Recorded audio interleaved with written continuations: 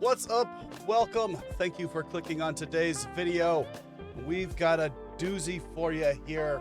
They killed him. Now they're finding out. I don't know who killed him.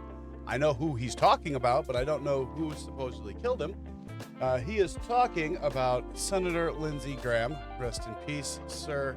Love him or hate him, he was still a sitting U.S. Senator, and he did everything in his power to do what he thought was right. And whichever side of the aisle you are on, you should at least be able to respect that.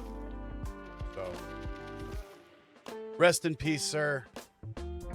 You will be missed by a lot of people, even if you're not one of them. Okay? So, please at least show a little bit of respect. And let's get into this. Nux, sir. Like button. Always hit the like button. Please hit the like button for me as well. If you're new to my channel, please hit the sub button. That'd be awesome. Just saying.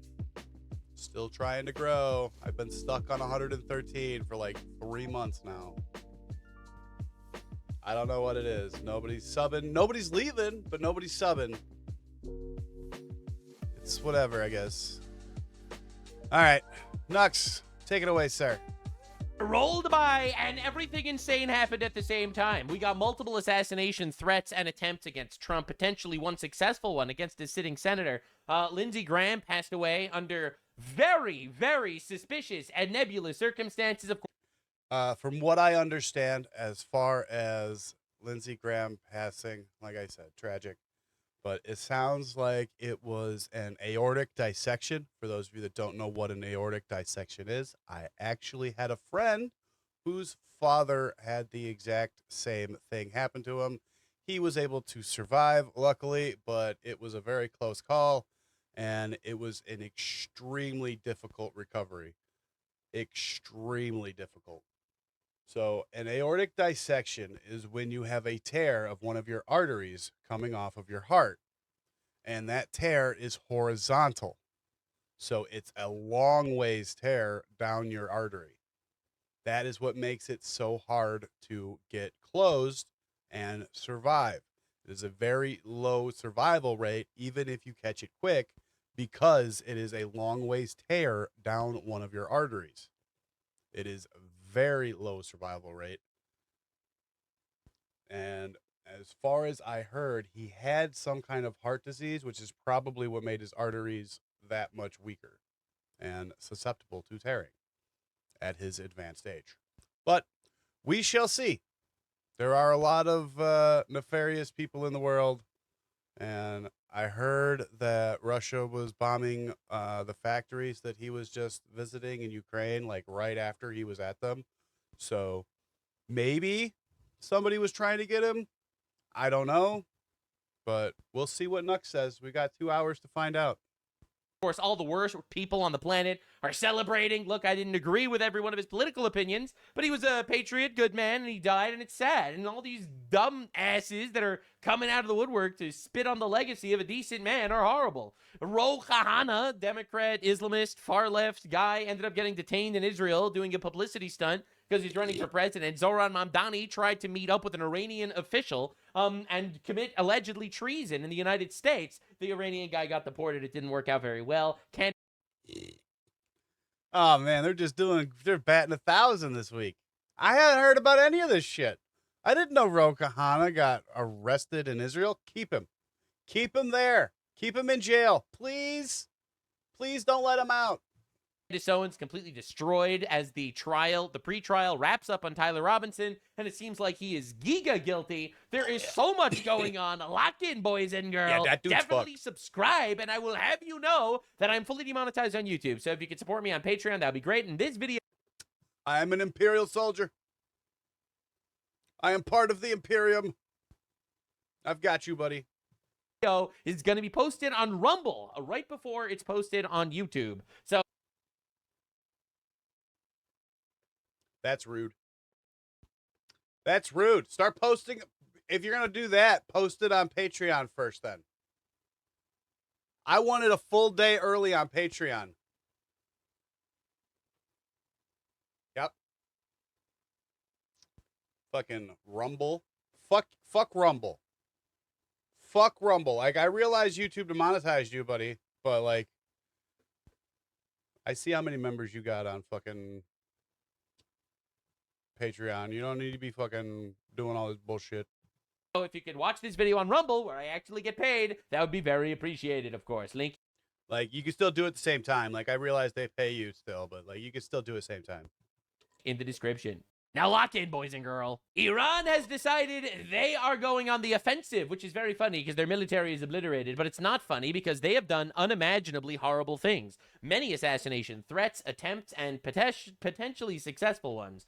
So the Donald says the Islamic Republic of Iran has asked us to continue talks. We have agreed to do so, but the United States has stated to them in no uncertain terms that the ceasefire is over. Thank you for your attention to this matter, President Donald J. Bye-bye, goat fuckers. Enjoy our missiles. Best use of tax dollars. There's just no better use of our tax dollars, you guys. There isn't a single one. Blowing up terrorists is the most base thing in the world. Trump. The Donald is back. He tried the Vance approach, trying to make peace with the terrorist retards that are having multiple sexual encounters with goats. Statistically, obviously, I'm not trying to insult anyone I am. based on their religion or faith. Again, I am.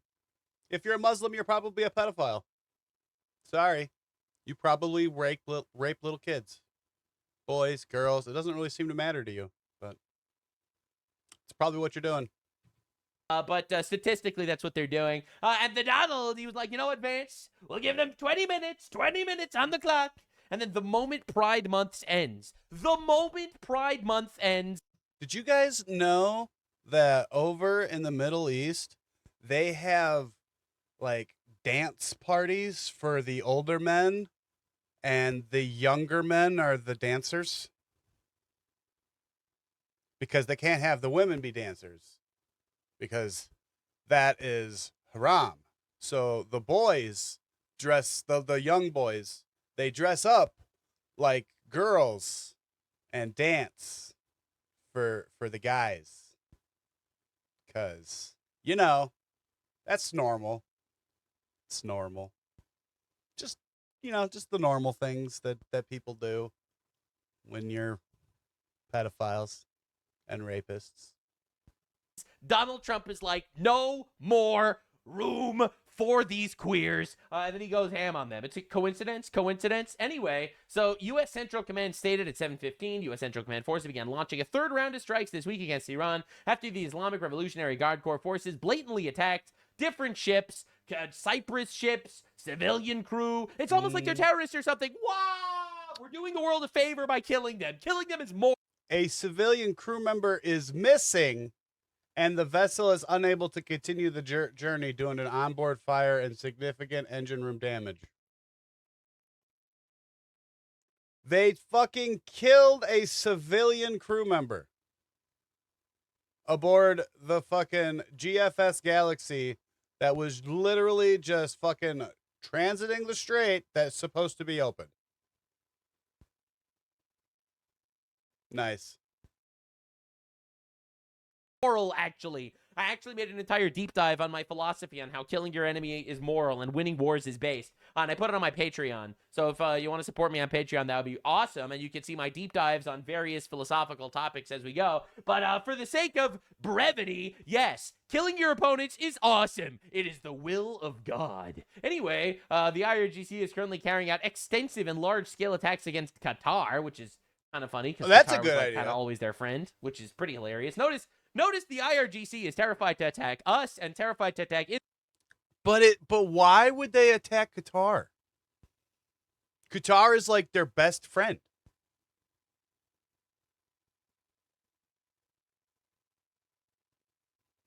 Like, that's just stupid. Israel. You know, the two countries that could absolutely obliterate them. So instead, they decide to blow up a bunch of Arabs. Oh my God. Arabs losing wars that they're not even a part of. Bro, no one is as good at losing as Muslims. Have you noticed? Anyway, breaking: Iran has launched missile and drone attacks on Bahrain, Kuwait, Qatar, Jordan, and the UAE. My brother, bros are not attacking America. They're not attacking Israel. They're just like, oh, we could kill Muslims. We're really good at that. And listen, man, we might be good at losing, but they're also good at losing. It's pretty insane how that keeps happening, actually. So Pete Hegseth stated, Iran made a poor choice. Now they pay. I really like this guy. I don't know if you're aware, but I really like this guy. I'm really I'm a fan of Mr. Hegseth over here. Oh, Bro's yeah, cooking. he's That's right. We killed he's him my now, bro. please. Listen, I'm a very simple man. They're trying to kill you. Let's kill them first. We don't want them to kill us. We would prefer them dead, actually. Holy smokes, President Trump said a leaker aided and abetted Iran, leaking fake news information about the search for the American airmen. And it seems like we have people on our side that are directly informing Iran. I am convinced that there is some suspicious shit going on with Tucker Carlson. But hey, I'm not pointing any fingers. I'm not making any false allegations here or anything. I'm just suspicious. Of course, U.S. responds. You see, unlike Iran, which celebrates Pride Month immensely, firing 6 gay missiles at different countries because they're terrorists. No. We don't play that game. U.S. forces hit over 300 targets, 140 Iran military targets in the latest strikes. These guys are like, oh, we will kill an Arab walking his pet monkey, which is one of his slaves. And they blow him up somewhere in the middle of fucking nowhere. And then meanwhile, America's like, oh, yeah? It's 300 military targets. See, anyone that's like, America lost the war is a complete fucking retard. POV, you're an Iranian Muslim terrorist who didn't listen when the U.S. didn't listen to the U.S. when you're told, guys, you want the war to end? You're going to have to be nice. Iran refused to be nice. Oopsie, gets squished, bug. Iran began targeting oil infrastructure in the Gulf because, again, they're terrorists. They bomb civilians. They bomb oil infrastructure. They do all the thing. And the CIA is prepping the discombobulator, the gay bomb. It's getting bad. It's getting really bad for these guys. The AIDS blaster, anyone with AIDS immediately dies. United Nations chief calls on U.S. and Iran to halt fighting immediately. We have to leave the UN. We have to leave. I don't care about the UN. Hi, I'm part of the UN. I'm a raging homosexual. I like having sex with men. Also, I have AIDS. Totally unrelated. Now, my stance is, America, you have to let the How did he get those AIDS? He must have raped a monkey.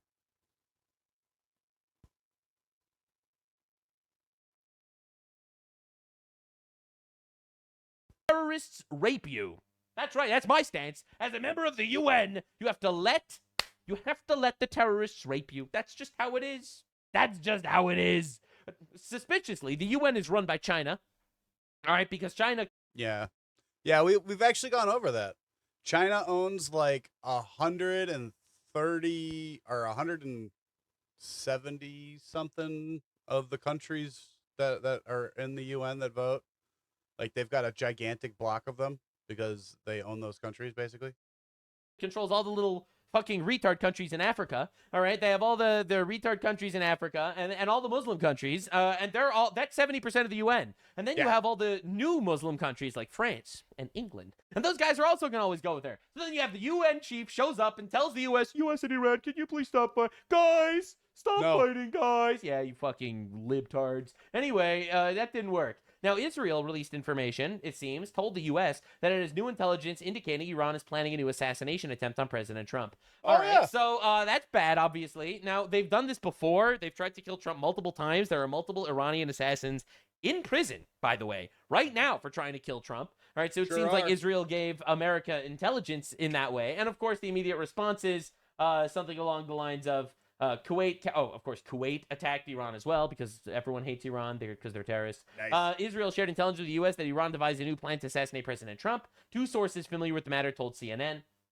Now, obviously, intelligence doesn't mean, hey, guys, I have a hunch. Intelligence obviously comes with evidence, and obviously that evidence is not public because obviously that evidence is given to the CIA, and it was probably leaked here. All right, now, again, this could be one of 2 things. Either Israel is being overzealous because they want Trump to bomb the fuck out of Iran, or they're telling the truth, and they literally saved our president's life. Again, it could be either one of those 2. I'm not going to sit here and make believe that one is true and one is false. I mean, it could be both. It could just be both, too. No idea. However, I do know that Cenk Uygur doesn't know it's true. Cenk Uygur shows up out of the woodwork. Bro sniffed some custard and immediately approached. He was attracted by a very attractive camel. Israeli intelligence claims Iran wants to kill Trump. This is the same bullshit story they've recycled over and over with no proof. How do you know? How do you know they have no proof? What are we even talking about? You don't know anything. Has Israel ever given us intelligence that didn't directly benefit them? Never. It's almost like Israel's enemies are terrorists that also hate us. It's almost like that's the case. Almost. So yeah, it does benefit Israel when we recognize that these fuckers are bad. True. Anyway, it's never fake intelligence to get us to attack their neighbors. Oh shit. So Cenk Uygur, who knows? He knows. His 60 IQ is working together to come up with this one. Of course, the irony is you have like the beautiful, beautiful horseshoe. You got the left and the right holding hands across the horseshoe. Israel told Trump admin about a new alleged Iran plot to kill Trump. Well, that's a really convenient timing, isn't it? Wow. And plot to kill Trump. Well, that's really convenient timing, isn't it? So there was... Convenient.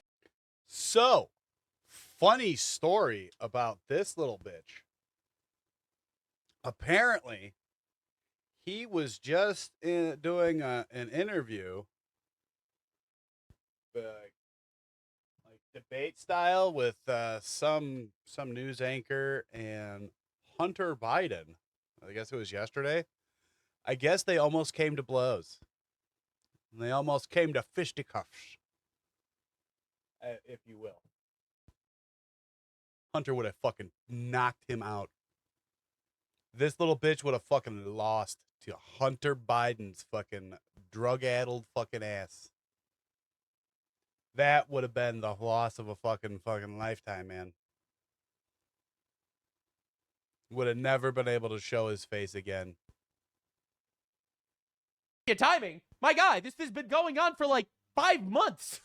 This has been going on for 5 months. This isn't convenient timing. It would have been convenient timing when Trump was trying to make a ceasefire, when Trump was trying to push the memorandum of understanding. If Israel was trying to lie about an assassination attempt against Trump, that is when I would have done it. Personally, that's when I would have done it. It seems like right now Trump is getting into the war himself. It seems like an inopportune time for Israel to lie about it. Anyway, pretty interesting. There's probably no evidence that Iran is trying to kill Trump, right? So obviously I have some people in my chat saying, Nux, you're a Jewish He shill. just showed us some. Yeah, I am a shill for wanting to kill terrorists that are trying to kill our president. I know. He's going to show it again, don't worry. Anyway, There this is it the is. headline of Iran's media. The headline. This is literally the front page of Iran's media. It's like, why would you lie about Iran trying to kill Trump? Sir, this is Iran literally stating on the front page of their media that they're trying to kill Trump. I don't know if any of you are aware that's literally what they're doing. Or here, when they have a massive unfurled banner saying "We will kill Trump." That was also a dead giveaway. A dead giveaway. I have no idea what you're talking about, Nux. I think it's a sign of love, man.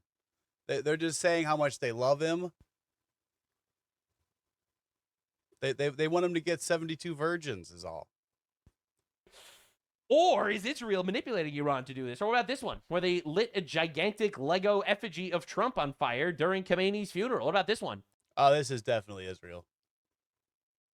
Yeah, this is a false flag, Nux. This is clearly just Israel.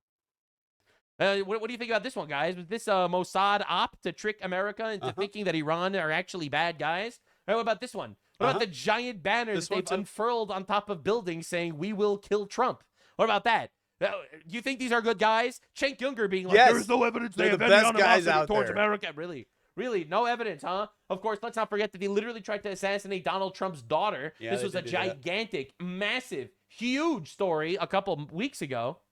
This was allegedly in retaliation for the killing of Iranian commander Qasem Soleimani. Jillian Turner has more from the State Department. Hi, Now, if you notice, this is from back in May. This is from about 7 weeks ago. But yeah, this happened. Good morning to you, Dana. Terrorists plotting to take out the President of the United States is a threat that we are all too tragically familiar with. here in America, but terrorists plotting to take out the president's children is really a new horror. But it seems this is the world we are in, according to a court filing earlier this month. It turns out that an alleged terrorist from Iran's notorious security service had pledged to murder first daughter Ivanka Trump, and his plot was actually so advanced he had obtained a blueprint of her $24 million Florida home. That's according bad. to the New York Post. He also posted a chilling threat on X that translates to, quote, "I say to the Americans, look at this picture and know that neither your palaces..." And this was from the notorious Jewish man, Mohammed Baher Saad Dawood al-Saadi.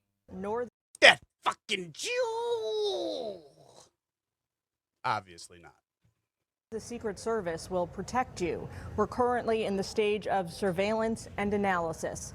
I told you our revenge is a matter of time.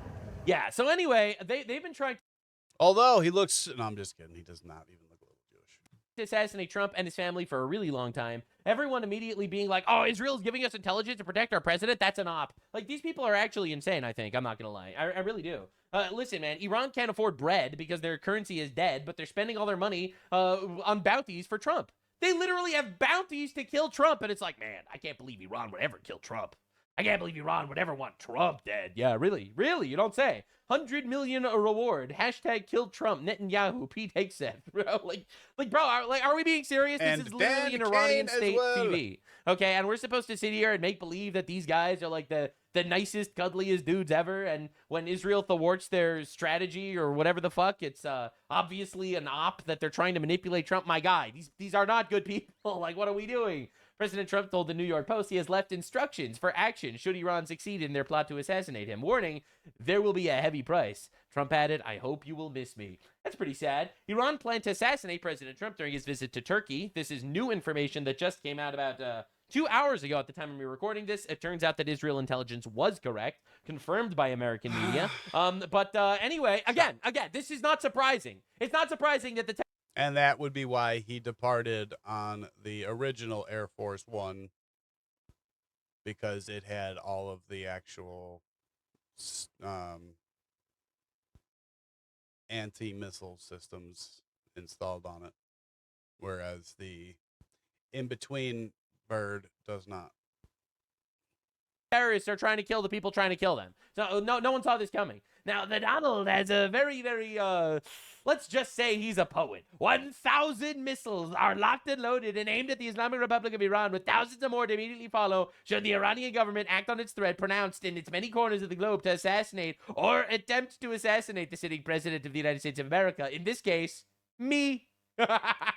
Orders have already been given, and the U.S. military is ready, willing, and able for a 1-year period of time, subject to extension, to completely decimate and destroy all areas of Iran. Praise be to Allah, President Donald J. Trump. I love how he praises Allah every time he threatens to destroy their entire country. God. I feel like it's very appropriate, man. He knows what he's good. He knows how to cook. He knows how to cook. I'm just saying. Now, in sad news today, and it's still on the same topic, Lindsey Graham, very famous senator, passed away today. He died. A statement from the office of U.S. Senator Lindsey Graham, Washington. The officer of U.S. Senator Lindsey Graham released the following statement. On the evening of Saturday, July 11th, U.S. Senator Lindsey Graham passed away from a brief and sudden illness. That's weird. A brief and sudden illness, eh? Senator Graham's family appreciates the prayers at this time, asks for privacy during this incredibly difficult period. Now, this is obviously sad. Now, I do not agree with Lindsey Graham's politics for the most part. I'm not going to lie with. I didn't either, but he was still a U.S. senator. I agree with him morally that the Islamic Republic of Iran are bad guys, and that Russia are bad guys, and that Hamas are bad guys. Morally, I agree with his prescription of who the bad guys are. His stance is, we need to literally fucking go to war with every bad guy ever. Infinite money to Ukraine. Infinite money to Israel. Boots on the ground in Iran. I mean, it's not a bad idea to be fuck the bad guys. Is it? Really? Because, I mean, I'm sort of kind of in that camp where fuck the bad guys. And look, man, I don't agree with his stance and his solution to all the different things necessarily, but I do think Lindsey Graham was a patriot. And I think Lindsey Graham was a man that loved the United States and had a very different solution than I did, obviously. And it's sad that he died. Of course it's sad that he died. I would have preferred that he retired and etc. But anyway, I did an entire deep dive in my stance on Lindsey Graham on my Patreon for the people interested, because It was very obviously this is not the place. This is where we cover all the things. That is for my deep dive and philosophical outlook. So if you want to see that, it's on Patreon, It is very good. I've already watched it. which is linked in the description. But anyway, this was Lindsey Graham yesterday. You're going to find this really odd, by the way. This was Lindsey Graham 1 day ago meeting Zelensky in Ukraine. Does this look like a man that's about to die? Happy birthday. Thank you very much. Good to see you. Good to see you. Right? He was literally in Ukraine yesterday. That's pretty weird. That's pretty suspicious. We're going to talk about it. So this was Lindsey Graham 2 days ago in Kiev after meeting Zelensky. I'm pleased to announce, as of about 30 minutes ago, we've reached agreement with the White House on a version of the Russian sanctions bill that they will support. It means it's going to become law. So when I get back to Washington, I'm going to go with Senator Blumenthal to the Republican and Democratic leader to see if we can find time to move this Russian sanctions package that would give tools to President Trump to help end this war. And then he died suddenly of a sudden illness, by the way. Yeah. That's pretty fucking weird. It is That's a pretty little weird. 2 days ago, we are going to crush Russia. We are going to put sanctions. We are going to cook. When I get back to Washington, we are going to kick their asses. Gets back to Washington, immediately dies. I don't know, man. It's a little weird. That is a little suspicious. All right, this was literally 1 day ago. Not the 1 best. day ago where he said this. Blumenthal? 1 day ago where he said this. And now he's dead. Again, I am not a massive conspiracy guy when there's no evidence. It just seems like there's a lot of evidence all of a sudden. This is what Donald Trump had to say about the passing of Lindsey Graham. President Trump, thank you for joining us, and my condolences to you. Well, thank you. He's a tough one to lose. He was great. He was unique in every way, actually. He was, Mr. President, and I know that we are all just absorbing this news. We are all in shock. Can you tell us, Mr. President, how you received this news and your immediate gut reaction when you heard it? So what makes it even stranger is that I got a call last night sometime at, the early evening, Okay. maybe in the 7s, and he called and he said, we're all set for the Save America Act. He was pushing the Save America Act like crazy. He got back, said he just landed from Patriot. Ukraine. I said, that's a long trip to make. He said, he sounded a little tired, but perfect, but a little bit tired. Had a right to be. And he was a worker. He was really a worker, but he sounded great, actually. But he actually said he was tired. But he wanted to pass the Save America Act. And I said, well, we're going to get it done, Lindsey. We're going to get it done. I'll see you soon. Listen, man, if they don't pass the Save America Act, Lindsey Graham is going to start voting Democrat. Thought maybe we might even meet today. And then that was it. And that was, very around the time. It couldn't have been much longer. It could have been his last call. I don't know exactly. But I got a message about 1 o'clock in the morning from one of the people at his office that he had passed away. I said, I just can't believe it. He was like a member of the family to me. It's very tough, actually. It's amazing. Yeah, so it's obvious. It was very shocking. Came out of nowhere. It really did. Anna Kasparian immediately responds, "Good riddance," because this is the tolerant left, of course. The tolerant left immediately responding in the way they know how because they love life and stuff. Again, like I said, it doesn't matter what side of the aisle you were on. He literally spent his entire life working for America. He had no kids. He had no wife. He spent all of his time working for America. Stuff like that. Anyway, are you you're a pig? Blah blah blah. And she says, "Are you offended? Let me clarify. I am elated. He's dead." Anyway, this is just the tolerant, wholesome, loving left. All they want is free healthcare, guys. All they want is free healthcare. That's just what they want. And all of us dead. Interestingly enough, this is an old Anna Kasparian tweet. What kind of monster thinks gloating about dead people is ever okay? I guess apologists for ethnic cleansing. Wow, really? You fucking Armenian. Okay, I can't. I'm on YouTube and I'm not allowed to say things. Anyway, Nick Fuentes, interestingly enough, also says good riddance. Which is like, holy shit, once again, holding hands, brother, holding hands across the horseshoe. That is crazy. That is like, I get you don't like his neocon stances, neither did I, but holy shit. What are we doing, brother? It's crazy. It's absolutely insane. Cenk Younger, of course, Chunky Monkey, as we call him on the channel. Lindsey Graham has moved on to the next step in his journey, trying to convince Hades to attack Zeus and Poseidon. He says it'll only take a couple of weeks and won't require any ground troops, and there's no way Poseidon can close this strait. Basically, America is Hades. I hope you're understanding. America is Hades, and Iranian terrorists are Poseidon. I'm just trying to explain and elaborate what's going on here. All right? Remember, they just want healthcare, guys. They just want healthcare. Now, this was really weird. This is a Lindsey Graham tweet from 4 days ago. 4 days ago, so this is 4 days before he was found dead. Thanks for the sub, Ragemundo. At least they used a good photo of me when the Islamic regime in Iran called for his assassination. That's pretty weird. 4 days before he dies, he posts how the Islamic regime wanted him dead, and then he dies suddenly. Weird.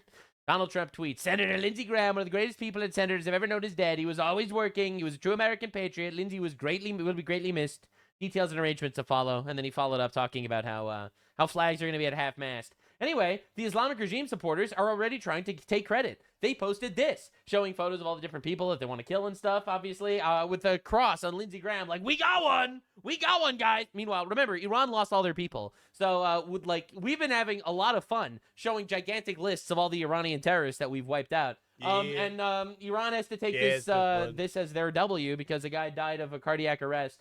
Allegedly. So anyway, Russian state media is reposting Iranian state TV. Understand how this is working. This news is so good that I want to read it twice about Lindsey Graham dying. Do you understand what's going on? ضد ایرانی به درک واصل شد.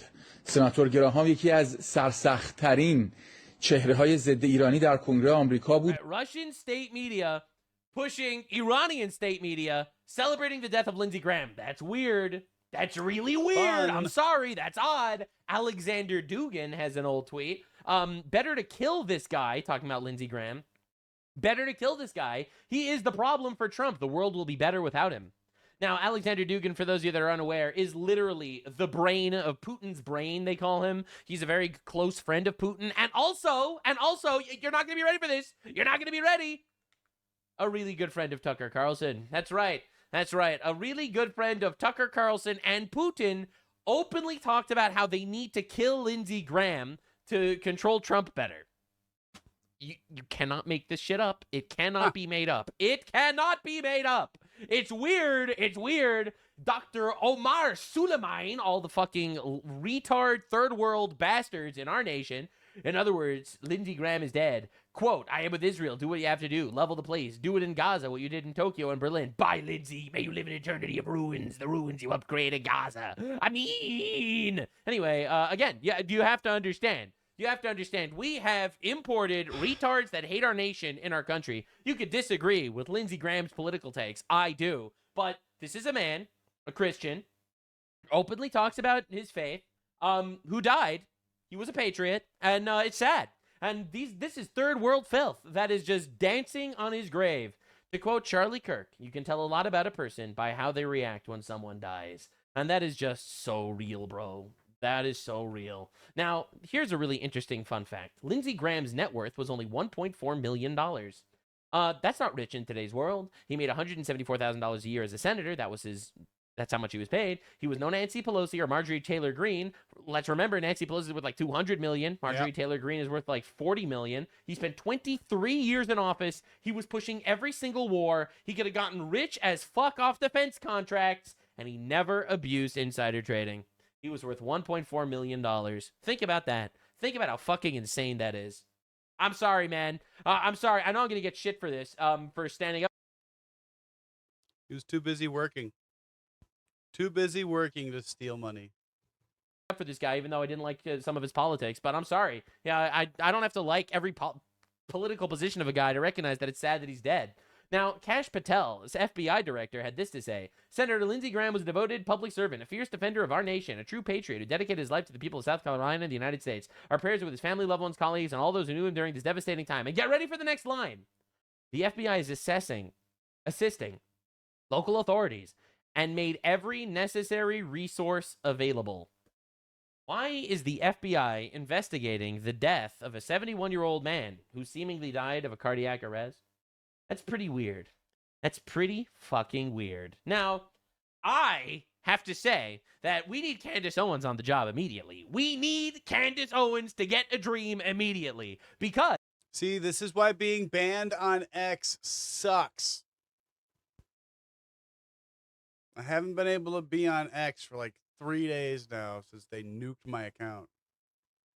As a guy died with no forewarning. This dude was in Ukraine and healthy a day ago. He threatened Russia and Iran. Russian top guys and Iranian top guys called for his assassination, and Iran directly stated that they did it and they took credit. Not that that means anything. So I'm just saying, Candace Owens, if you can hear me, it's time to bring out the conservative, retarded wine moms that listen to your show. We got to figure this out. And Candace is going to make a show. Guys, I think it was the Jews. But anyway, listen, man, it is really, really weird as fuck. It's weird as shit that this guy died the way he did at this moment in time. I'm sorry. I'm just going to say it. I don't know if we'll ever get, like, actual closure, but I am very much thinking it's weird. One thing I have to say about Lindsey Graham. Breaking news. Iraqi Prime Minister Ali al-Zaidi, I don't like him, says Iraq will announce a political operation and economic partnership with the United States. Lindsey Graham, you fucking won. You won in the end. You won the Iraq war at the end. It buzzer-beatered past the... Listen, I don't support the Iraq war. I'm not a fan that it happened, to be honest. I don't think we had any business there. But you did it! At the very end, Patriot, at the very end. It crossed the finish line right at the right moment. Absolute patriot. Absolutely. Assalamu alaikum, bitches. This is your of Little Peanuts. That's gonna happen. Anyway, after we take over the strait, we're gonna have bikini parties all night long with delicious margaritas and sexy mamacitas. Oh, baby. We're gonna have all-you-can-eat buffets, karaoke music, big beautiful fireworks, and bottomless nachos. If you're a woman, you can wear bikinis all day long now. You can also vote as long as you vote Republican. Anyway, enjoy your new freedom, bitches, and make Iran great again. That's what I'm talking about, baby. Anyway, all in all, sad stuff, crazy stuff going on. Lots of assassination talk, and we're going to send Iran back to the Stone Age. I don't think they realize that they are about to get absolutely ass blasted in the most hilarious and glorious fashion ever. And of course, if you want to see my overall deep dive into war morals or my actual thoughts on the Lindsey Graham assassination/death, you should definitely watch my Patreon. It's on my Patreon. I put it there. I'm demonetized on YouTube. So that's what we're doing. You asked for more deep dives on personal political philosophy, and that's what we are cooking. Now, Iran is actually trying to... Now, I just want to finish that section off real quick by saying, I don't know, man. Maybe. Everything I've heard, it's leading me to think he had a heart disease already, and it happens sometimes. Like I said, I literally have a friend whose dad had that exact same thing happen to him. So it's rare, but it does happen. Meet up with Zohran Mamdani in New York. There's a lot of really weird stuff going on the Democrat side because it turns out the entire Democratic Party are just traitors. They're just traitors and terrorists, and they love rape. It's weird.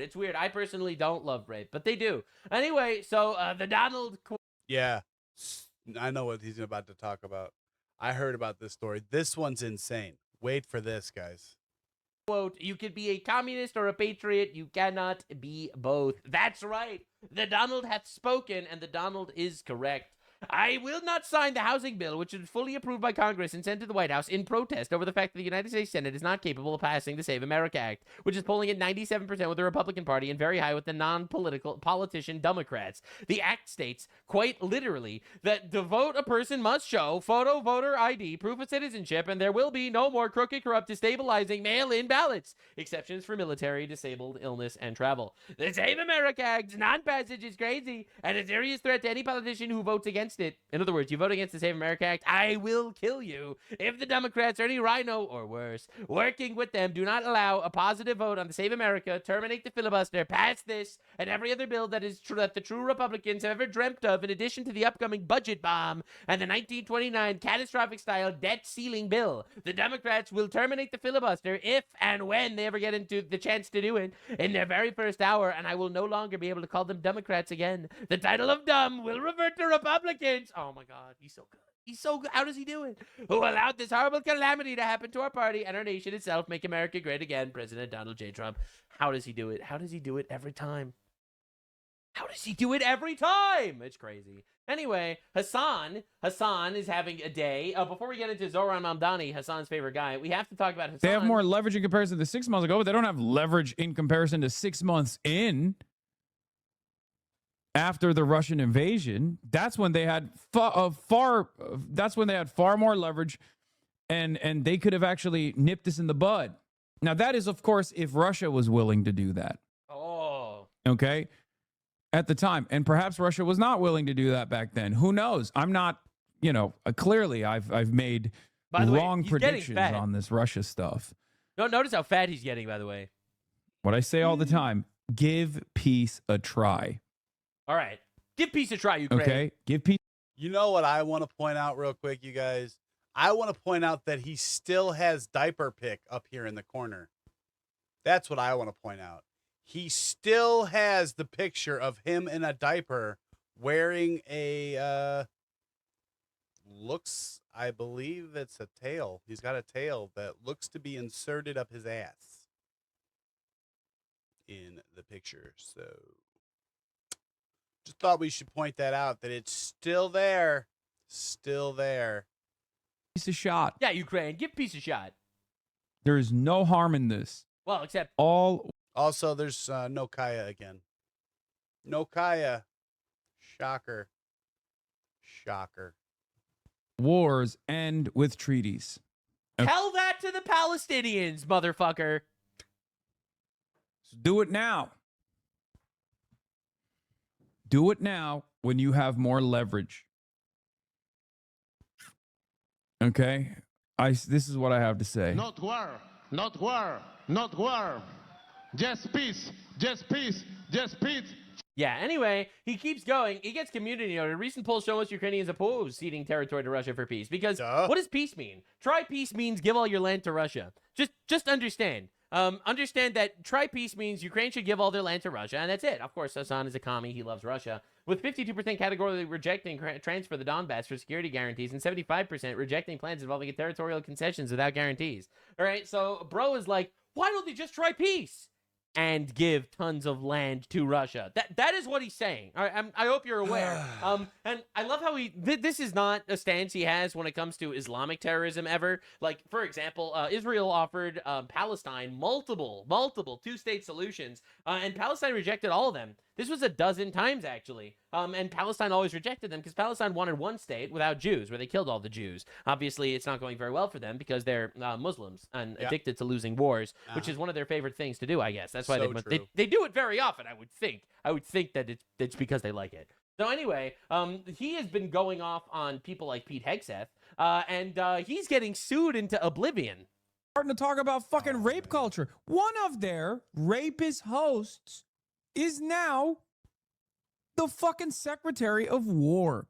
Yeah, Pete Hegseth is not a rapist, at least not that we know of. Pebble from Elsinore, thanks for the 5 subs. So he's literally calling Pete Hegseth a rapist on his gigantic stream. Now, the funny thing is, this is exactly what Hassan always does. Hassan calls me a pedophile, by the way. He calls Asmongold a mother killer. He calls Tectone a rapist. He calls every person that he doesn't like a rapist, except I am not going to go sue Hassan right now. Hassan is a multimillionaire. Defamation is hard to prove, etc., etc. Asmongold doesn't give a fuck. And Tectone, obviously, you know, this is going to be, it's an uphill battle to sue for defamation on the internet in general. However, the difference is Pete Hegseth might fucking kill this guy. This is not making fun of a fucking YouTuber. Okay, this is making fun of a blue retard on the internet like me. We're talking about the Secretary of War, sir. You might be cooked. Pete Hegseth also has a Nazi tattoo on his motherfucking chest. He does not. So, again, he's comparing him to Graham Plattner, the actual Democrat guy with a Nazi tattoo that supports Hamas and stuff, that guy, and a rapist, right? So, allegedly. So, he's comparing that to Pete Hegseth, lying, calling Pete Hegseth a rapist, even though, again, there's no evidence that he's a rapist. That's one. And saying that he has a Nazi tattoo. He has a Jerusalem cross tattoo on his chest. It is not a Nazi tattoo. All right, but again, Hassan... Yeah, and then later a Templar cross. Thinks that all Christianity is Nazism, so this is not surprising. A Nazi tattoo that actually got dinged by the National Guard, which stopped him from participating at the inauguration as security detail. Something he wrote about in a motherfucking book. And he was such a prolific rapist that his own mother sent him an email begging him to stop raping. Yeah, obviously he is exaggerating it, except the difference is this exaggeration is defamation. That's the crazy part. That guy with a drinking problem also is now the Secretary of War. Now he's an that patriot, as well. fucking patriot, legend. Giga Chad, we support our boy. We support our boy, America! America! Anyway, so, anywho to lose it. Hassan is having a very bad day. It looks like they're going to sue him. It's going to be awesome. The U.S. State Department shut down a planned meeting between Iran and Zoran Mamdani. This is insane, by the way, and treason, if true. Anna Maria Arkila, a senior Mamdani official, was set to meet with Iranian representatives at the UN on Tuesday. Who the fuck are you to meet with our enemies? Who the actual fuck are you? We need to deport these traitors. All right, I wish Donald Trump was the fascist that the left thinks he is. We need to absolutely cook these frauds on a gigantic level. We do. We need to get all these fuckers out of our country because it's so obvious that they hate us and want us to die. All right, the Islamo-communist mayor Zoran Mamdani trying to meet up with a known enemy of the United States of America at a time of war. Well, New York City Mayor's office is under fire after Zoran Mamdani's International Affairs Commissioner reportedly made plans to... Why the fuck is there an International Affairs Commissioner for the mayor of New York City? ...meet with Iran's UN ambassador earlier this week. Yeah, that sounds like treason to me. You're literally meeting with our enemy in the middle of a war? Netanyahu, if you can hear me, I have reason to believe that Zoran Mamdani is only 2 weeks away from acquiring a nuclear weapon. Netanyahu, if you can hear me. Timing could not have been worse. And the New York Post reporting this, the scheduled meeting would have unfolded after Iranian troops fired missiles at 2 commercial ships traversing the Strait of Hormuz. That sounds like treason. An action Monday. That sounds like treason. And then Zoran Mamdani walked up to Iran and said, Durka Durka, Mohammed Jihad. And then Iran turned back to Zoran and said, Durka Durka, Mohammed Jihad. In direct defiance of an interim peace agreement between the U.S. and Iran. Mayor Mamdani was asked about this at a news conference today. Watch.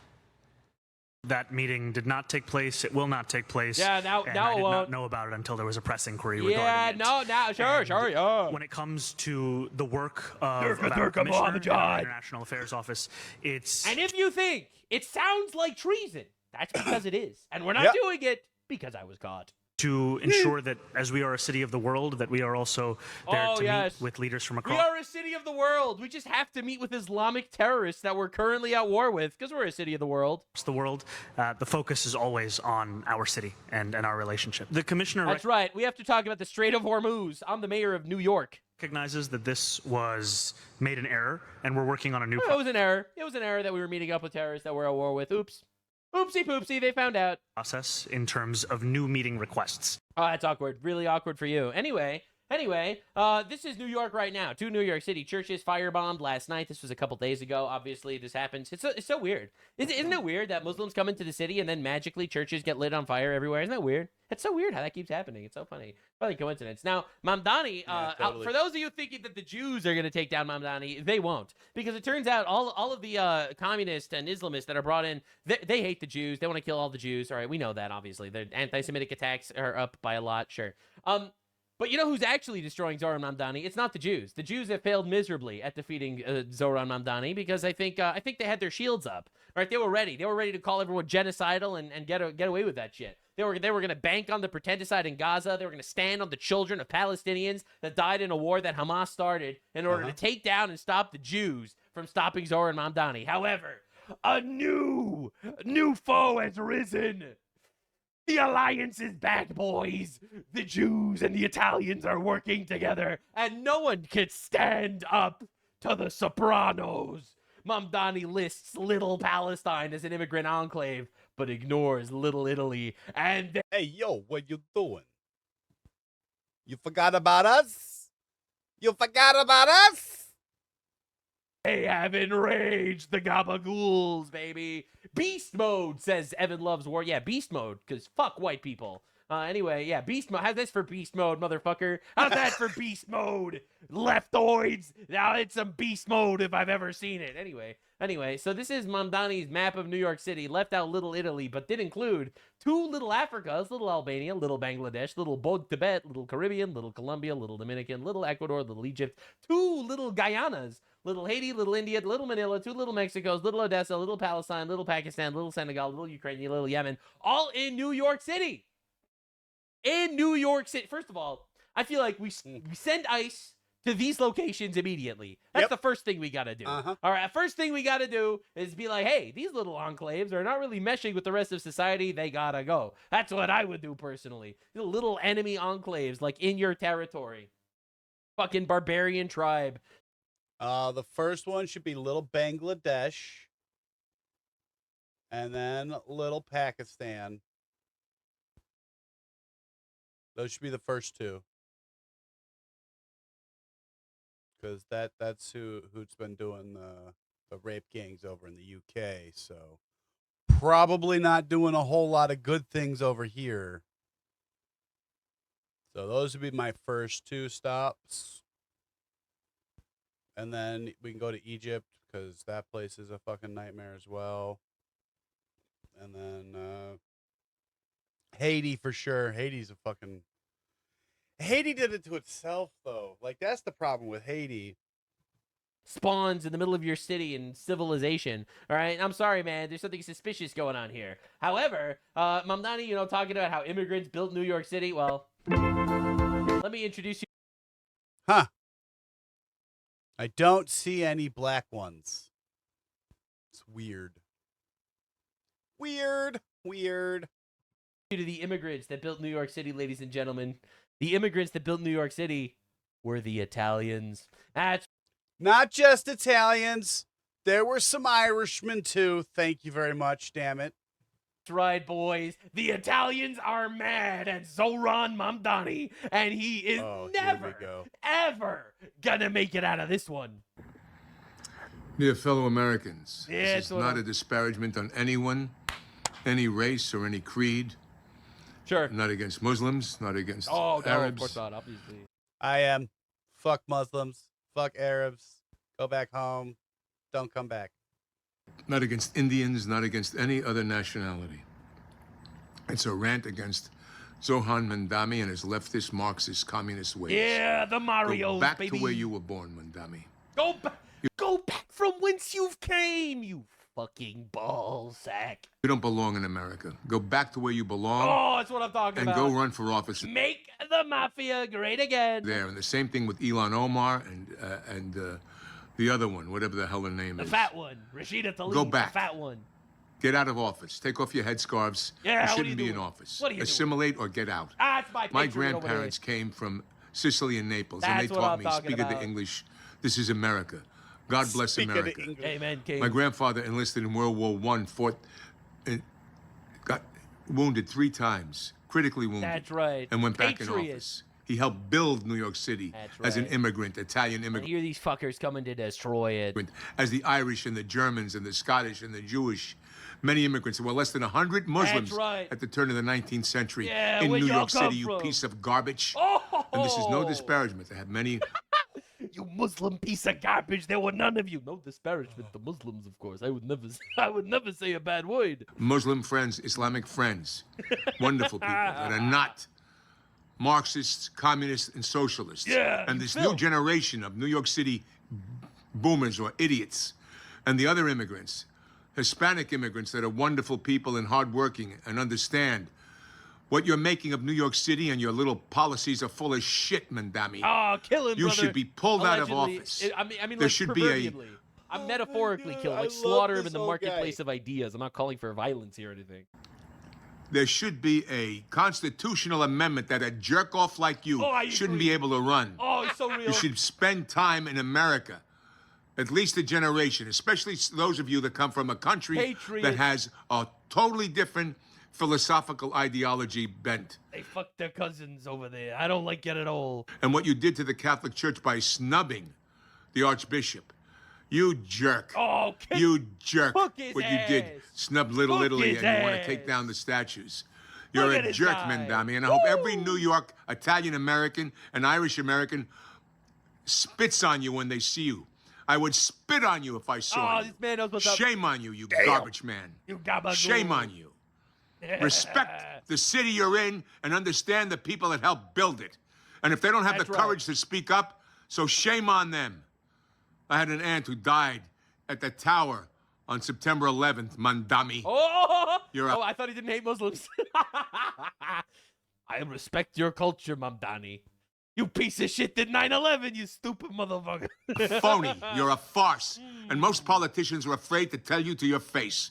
I feel like coming back to New York City and running for office. You should. Running for mayor. Patriot. I was born in Astoria, Queens, you jerk. I understand the lifeblood of New York City and the immigrant populations and all peoples. I've been all over the world, Mandami. All right? You're a phony. You're a farce. Yeah. You're a Marxist, communist plug. I love this guy. He's awesome. And he's not the only one. All the Guidos came out of the woodwork and they cooked this motherfucker. Mayor Mandami, I give you a year. You want... Yeah, Mamdani, you're a homosexual.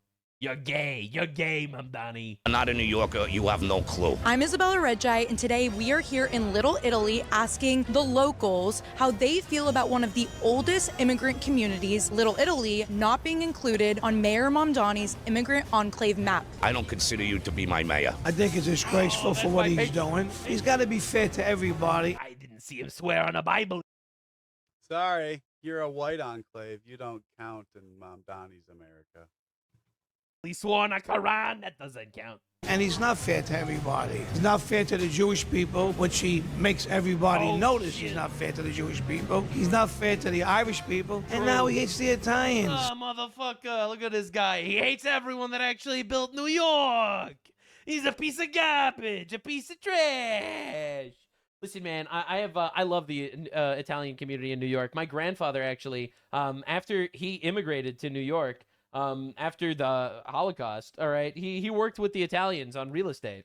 And I'm not gonna say he worked with the mob or anything. What? I said I'm not gonna say anything. But listen, man, I have a ton of Italian friends in New York. I'm just saying I have a ton of Italian friends in New York. Okay. For what reason? What do we do to him that he should hate us? They always... Then they want to kill you because in their book it says that you are to be enslaved and pay the jizya tax. Sort of pushed us to the side. I got it. Yeah. In other words, the Little Italy, they take care of their own problems. And What did he mean by that, though? What did he mean by that? we're always pushed to... We take care of our own. Listen, Mamdani, between me and you, we take care of our own problems. There's nothing to see here. You see this skunk butt rug? I will bury you in this skunk butt rug. Side. And I think it's about time that we have to be firm about this. Otherwise... Yeah, no, he's definitely a wise guy. We'll have to figure something out. We'll have to understand what to do with Mr. Mamdani. All I know is we solve our own problems. will totally be forgotten. If you understand what took place here over 100 years ago. Vito, pass me the cement, Vito. We have to teach Mr. Mamdani a little bit about construction. Between 1880 and 1920, when the mass migration of Italian immigrants first came, this was the stepping stone for the Italians. Well, the Bari family came here 120 years ago from Sicily. They were immigrants. They landed down in what's known as the 5 Points. Grandma started the San Gennaro Festival. That right up there, that is Grandma. That is Grandma. Grandma from the Bari family. Okay, she is the heart and soul of this neighborhood. My grandfather was on the Society of St. Gennaro, which happens to be this year 100 years. And Zoran Mamdani's grandfather was the best pilot in the Middle East.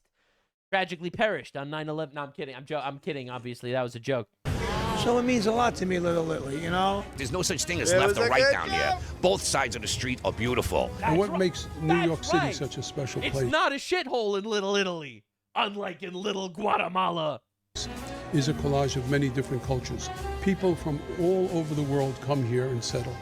And they need to be recognized for the contributions that they brought to this wonderful country. Yeah, and the people that didn't contribute should leave. Yeah, it's crazy. So he enraged the Italians, and they're gonna cook this fraud. It's insane. They are gonna kill him, like proverbially, obviously. Proverbially, we are here before Zoran. We will be here after Zoran. Little Italy will not be erased. Look at this shit. 50,000 likes. Zoran Mamdani pissed off the wrong group of people. 50,000 likes. The Italians, Jews, Irish, Greeks, Puerto Ricans, and real New Yorkers. A slowly forming old school pact to save New York City. 50,000 likes. Breaking. Mayor Zoran Mamdani responds to the Italian American Civil Rights League. We won. Hi, Mr. Mayor. How are you? I'm doing well. How are you? Fine, thank you. Can you please address the controversy that has developed over the city's immigrant enclaves list? Do you believe that there are neighborhoods that were left off that list? And if the city plans to add more, which other neighborhoods do you think should be added? Yeah. So this map was initially created by the prior administration in 2023. It wasn't me, guys. It wasn't me. I didn't notice.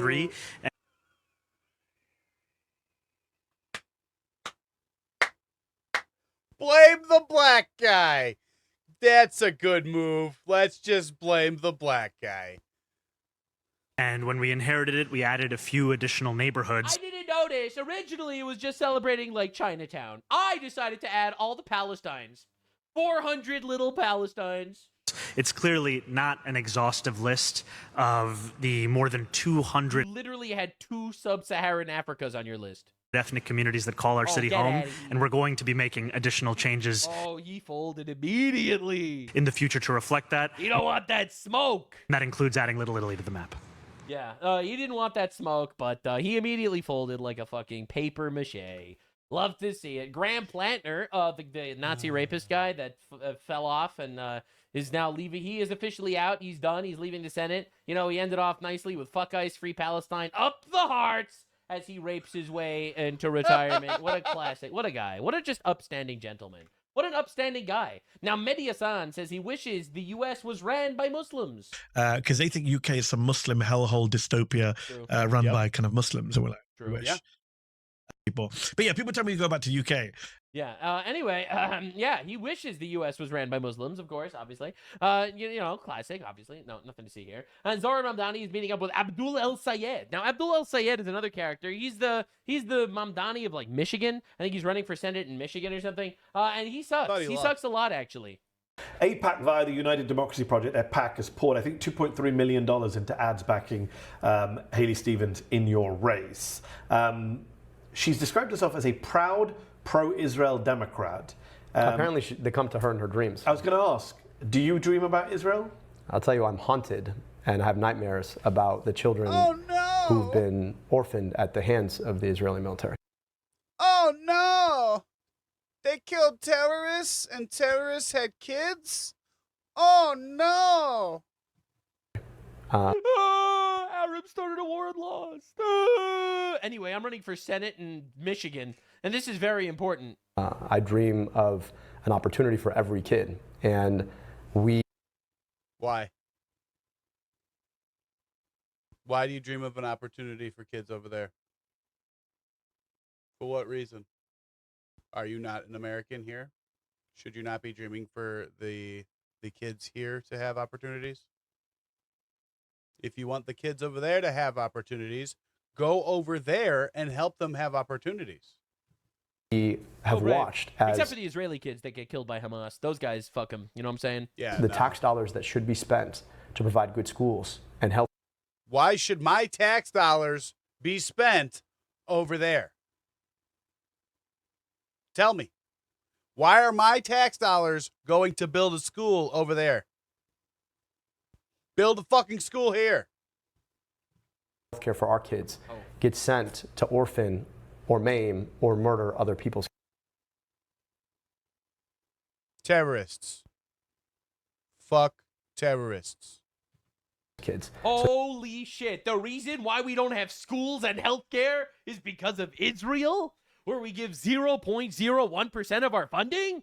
Too much, to be clear. I don't want to give any foreign funding. To be honest, I don't want any foreign funding at all. I also don't want to be funding schools and healthcare either. I think that shit sucks. I think if you actually want to look at every single bad healthcare on the planet, they're all socialist. Socialized healthcare is shit. You know, you look at England, you look at Canada, etc. It's bad. So I don't support that, A. And B, you do realize we give 10 times the amount of money to social services compared to foreign aid. Not just Israel, which is 1% of our foreign aid, but all of our foreign aid is a tenth of what we give to social services. Like, it's a giant grift. These people are all retarded. Now, Abdul Al-Sayed gets asked when he will release his tax returns and begins ranting about APAC. Tax returns when you do release them. Right, so the reason why he's asking is because he's obviously being propped up by all these Islamist people, these foreign Islamists, like Qatar is funding his shit, CARE is funding his shit. So you have a lot of, like, Islam funding his entire campaign. So, like, hey, when are we going to see your tax returns? His response will shock you. Tax returns when you do release them. What are we going to learn? They're like, you know, I'm a public servant. My wife is a clinician. Like, you know, at the end of the day, like, we have a pretty standard tax return. So I'll leave it to you. We'll send it to you. You can cover it as much as you want. And you're going to be like, wow, this is pretty mundane. I don't know what they were talking about. Except for all of this is a distraction to keep everybody from paying attention to, I don't know, center forward that took Haley Stevens and her mom to Portugal to do I don't know what. Or the Center for Democratic Priorities, we still don't know who's paying for that. Or UDP, which is actually AIPAC. I mean, at this point, $40 million of outside spending. There has not been a single ad paid for by the Haley Stevens campaign that features Haley Stevens. That should tell you something about that campaign. So look, if you want to talk about my tax returns, they're going to come next week. And you're going to be like, wow, this is really mundane. But you know what's not mundane? $40 million of outside spending trying to... No, it's not mundane. The Jews, not mundane. To rig our politics. Rigged. It's rigging our elections when there's money flowing into a campaign. Listen, I hate AIPAC as much as the next guy, but making it the ultra boogeyman so you could scam people is insane. These guys are, dude, look at his eyes. This dude, fuck, man. He won in life, you know. Some people you end up growing up to becoming a senator. Some people grow up to need to fucking blow themselves up in a coffee shop. So complete W for this guy that his life path ended up where it was. You know, I'm just saying. Now, Spencer Pratt says the DSA, destroying society altogether, or the Democratic Socialists of America, wants to eliminate the president, eliminate the Senate, and eliminate the United States altogether. Yeah, and he's right. Executive and judiciary representing people of America on the Hill. They want to eliminate the U.S. Senate. They want to replace the president and the U.S. Supreme Court with an executive and judiciary chosen by a subordinate to Congress. You realize they're literally planning on overthrowing America, right? You realize that their goal is literally destroying America from the inside. Judiciary chosen by a subordinate to Congress. Yeah, and the craziest thing is this is probably the biggest threat to our nation, and we need to do... Yeah, I don't like that. You know, do not like that. Can we arrest these people for trying to push communism? Like this is communism. They're trying to steal our country. Can we arrest them, please, before they actually, like, you know, get too much power? Because eliminate the U.S. Senate, eliminate the Senate, so only the Congress is allowed, and then replace the president and the Supreme Court with an executive and judiciary chosen by and subordinate to Congress. Yeah, no. do something about it. You know, this is worse. This is a bigger threat than Iran, and it's not even close. All right, the fact that we have radical socialists and communists, mostly foreigners in our countries, that are warping people's minds, funding colleges to, you know, brain rape people to teach them that actually your entire Amnesty. moral barometer All needs to immigrants. revolve around Palestine No or more some shit. US. All right, and these guys are trying to destroy America without even a shadow of a doubt. And they need to be obliterated. They're the threat. Now, this is going viral. I'll be honest, I made this tweet, and Elon Musk retweeted it back in the day, and this tweet goes viral every, month. All right, so this one was going viral again today, and I think it's pretty insane. Hi, Jew here. I uniquely get shit from the far right and the far left, and I can say with 100% certainty, I would entrust my life to a Hitler-hailing, anti-Semitic, Jews control the universe, Nick Fuentes Groiper, named Kill Rape Jews Groiper 42069, over a moderately leftist college student that goes to overwhelmingly peaceful protests and celebrate Charlie Kirk's assassination. That's how bad it is. All right, now this tweet went giga-viral when I posted it. People are reposting it literally all over the place, all over the place, all right? You got these accounts saying it a lot, and everyone agrees with me. You know, everyone agrees with me, unless you're retarded. You know, when an edgelord says, I hate N-words, he means, you know, he's still going to help the little old black lady in a wheelchair get her groceries from the high shelf without her needing to ask first. When a leftist says we just want free healthcare, they just will publicly cheer if you get murdered in front of your children for mildly disagreeing with leftism on Facebook. All right, and it's insane that this has got to be my most viral tweet. The amount of people.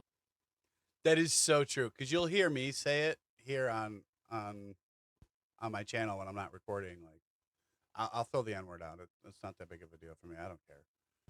But literally, I stood behind a black U.S. veteran that was walking into Home Depot the other day, and I gave him every fucking bit of time that he needed to get inside and get to his little scooter chair thing, you know, that they got at the store, at the entrance of those stores, the little elderly person scooter time. I gave him every bit of time that he needed to do that because he took the time.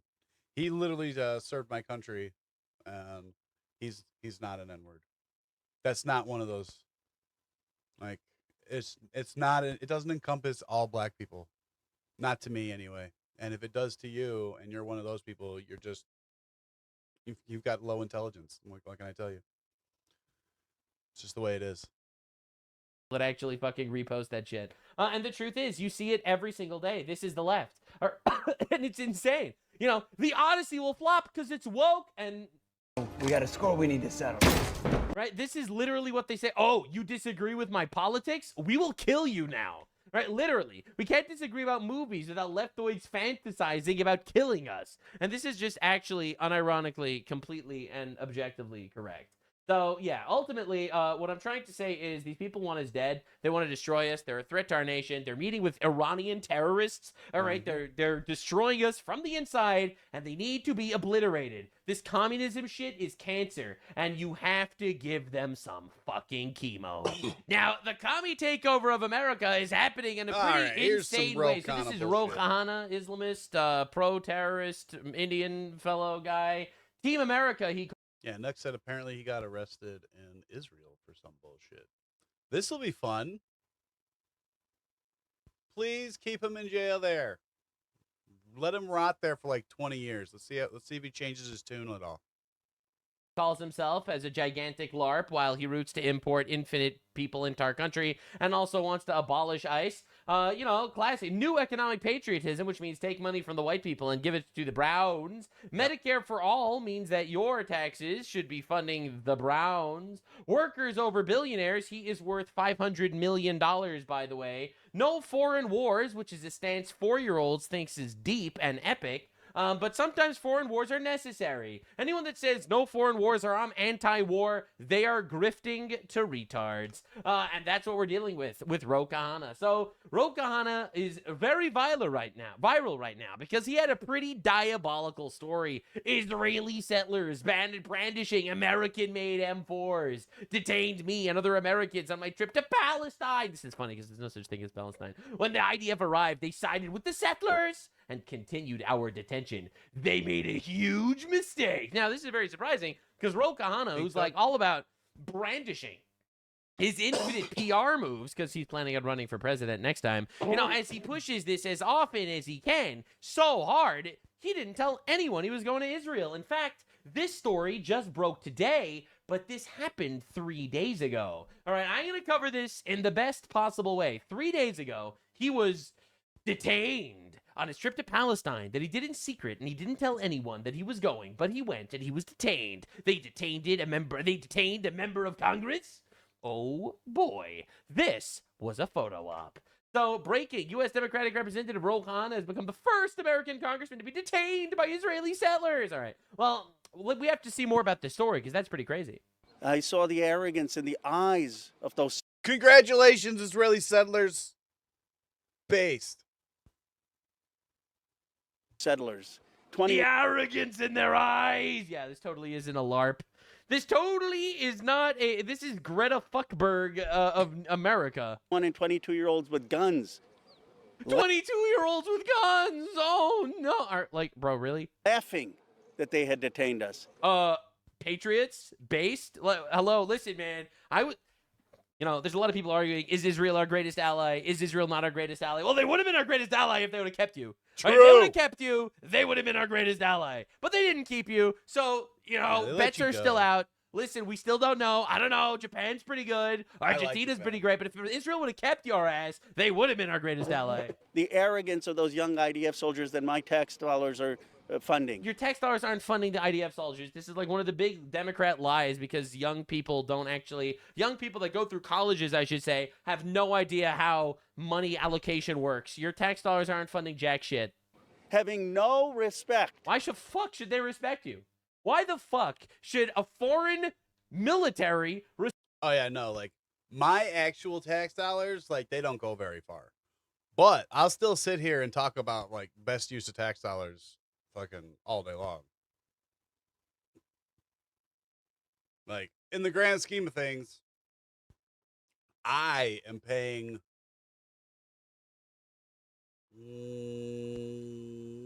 probably around $20,000 a year in taxes, somewhere in there, maybe 25. Because you got to factor in all the taxes you pay. You pay taxes on everything you buy. You pay taxes on all that stuff. You pay taxes on the money that you make. Like you're paying taxes all day, every day. So like everybody's paying taxes to something, no matter what you're doing. Everything you buy has some kind of tax associated with it, and it's not just food and stuff. Like you go buy a hotel, there's a tax that's on that hotel room that's going somewhere in the government as well. Like all the big cities that have sports teams, most of the hotel taxes go to those facilities. That's what the hotel tax is for. Like when our Chicago Soldier Field got its renovations back in the early 2000s, that was where they got the money for it. Hotel tax. So everything you spend money on is some kind of tax, and like you can factor in how much you spend in taxes based on that. So I make about 20. Well, I don't make 20, but I make 20 something an hour basically. But yeah, I'd say probably about 25,000 in taxes a year. That's about what I pay out. Respect you when you he didn't even say why he got detained, all right? Because he won't. For the fact that they were detaining Americans. No respect. Americans? You don't look American. What do you mean? You sir, they were celebrating that they detained you. Because you look like a fucking retard. There was an American congressperson in that bus. Why the fuck was an American congressperson in a bus to Palestine? And laughing when our translator told them that there are Americans there in the American embassy. Yeah, because what? Why the fuck would there be an American in this bus? You're funny. Yeah, they didn't say that. I bet they didn't say, oh, they are Americans. No, they probably said, I am Congressman Ro Khanna. I demand your... Whatever. It is and then they laughed because they looked at this fucker and they're like, but America's based. They wouldn't have you as a congressman. I'm sure that's what they were thinking. Arrogance Probably. Of power. The arrogance of a power that has had power, no arrogance. Accountability. Total impunity. Notoriously, Israel never gets criticized. Notoriously. And has created a toxic culture of oppression. Toxic culture of oppression. Notoriously, yes. Notoriously, Israelis are just oppressive and have zero actual struggles in their life. It's not like people are bombing them all the time or whatever. Anyway, now this is a really interesting story. Ro Khanna bankrolled the pro-Platner rally after women's unsettling allegations exploded into public view.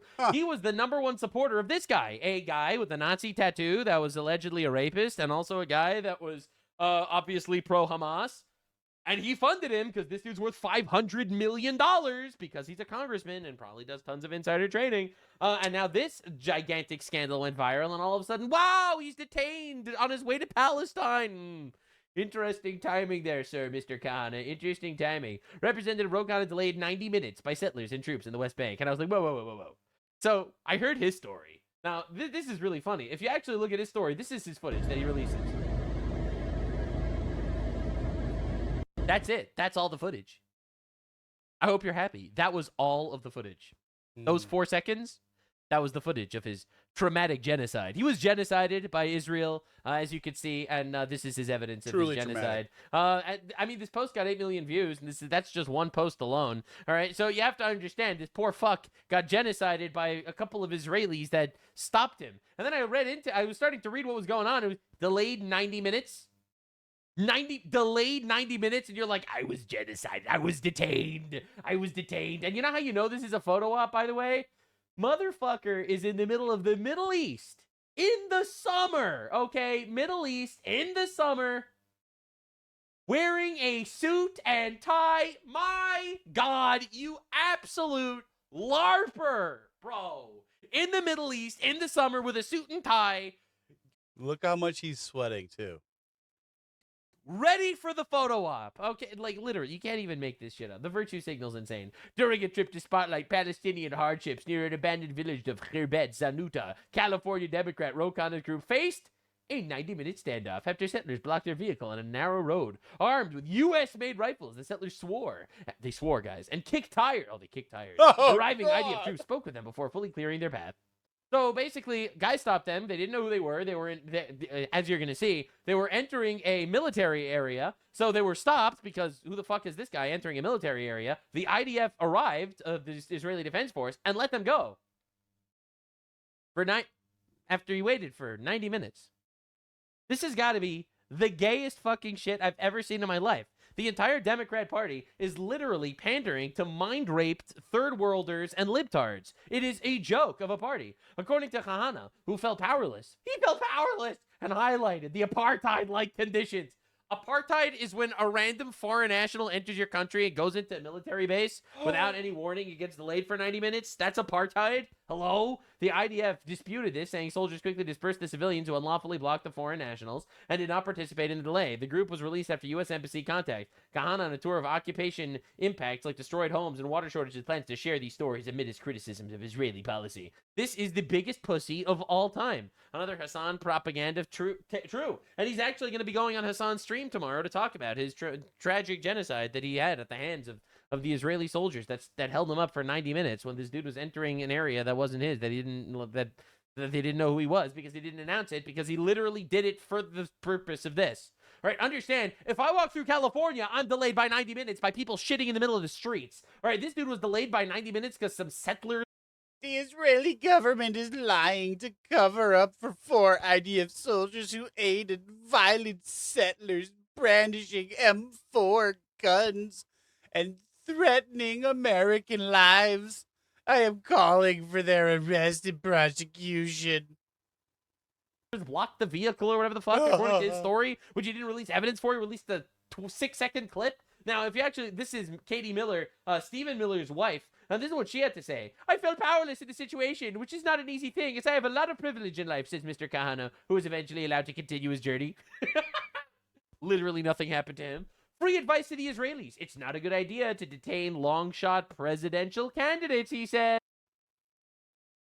0-shot presidential candidates. I've got a better shot of being president than you do, bro. He's running for president. Okay, what I'm trying to say is he's running for president. He hates Good, he'll be worth less money after he's done blowing it on that. Our country, obviously, and he's doing this whole shit as a gigantic, massive propaganda LARP campaign in order to be like he was detained. He's got his brown prison. He'll get about 3% of the vote and fuck back off. Privilege. He's worth $450 million. He's wearing a suit and a tie in the middle of summer in the Middle East as he goes to the areas in Israel. And if Israel was actually our greatest ally, they would have kept him. They would have kept him. We wouldn't have. He would have been one of those Palestine black cells at the back of the Red Keep or whatever the fuck they make believe they do there. All right. Enter a protected military zone. Get stopped. Get questioned. Released completely unharmed. Genocide survivor. That's right, baby. In Palestine, I felt first as someone who was brown. Rokahana. Genocide survivor. He's so real for that. He's so real. U.S. Rep. Rokan is a charlatan and dishonest. His tour was halted on the bus because they entered a closed military zone, which is prohibited due to safety of civilians. Police were called to discuss the problem with the tour organizer who repeatedly attempted to enter the CMZ in the past as well. The bus had to wait until the arrival of the officers, and then they let him go. That's not detainment. They were like, I'm not sure you're allowed to be here. We're going to call our superiors. The superiors came. The superiors said, okay, you could go. And he's like, I was genocided. I survived a genocide. I was detained by these terrorists, having no respect for the fact that they were detaining Americans. Kahana travels to a foreign country, wanders into a military protected zone, didn't coordinate with the host country, kvetched that they dare question what he was doing, and he's criticizing the host country for entitlement. Man, I wish that the United States had border policies like Israel. I'm sorry. Yes, my hot Max, take he's is, a very big I wish tool. we deported literally every single fucking guy that came in illegally. We did not let anyone wander where they shouldn't wander. We got rid of all these motherfuckers. And here's my really nuclear hot take. We make sure that we maintain an ethnic majority of white European Christians in America. Just like Israel has like an approximately 78%, Jews. Oh, I want America to be 78% white European Christians. All right, that's my incredibly hot take. My incredibly hot take is we need to have a little more inspiration from our greatest ally, or what would have been our greatest ally if they would have fucking put this guy in one of the black cells at the bottom of the Red Keep, if you know what I'm saying. Here's the leaked video of Rokahana being attacked by the IDF on the West Bank. Hey, here's your word. Terry, here's your word. Here's your word. I was murdered. You were murdered. Okay, you obviously weren't murdered because you're alive and you're basically intact. You weren't murdered, buddy. You weren't murdered, buddy. My skin is stolen. Yeah, that is actual leaked video of Rokahana being attacked by the IDF in the West Bank. It's true. For those of you that don't know, that was Reno 911, a very funny show that was on Comedy Central. Oh man, it was so funny. And yes, that was.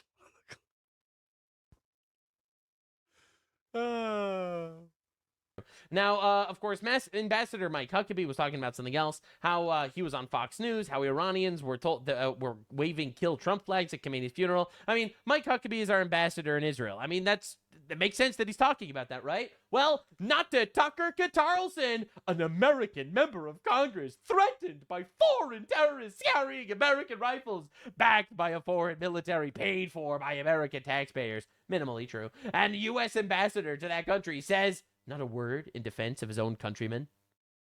We have Tucker Carlson running defense for Islamist communists in the Democratic Party. Do you understand what the fuck is happening? Because I don't. I don't.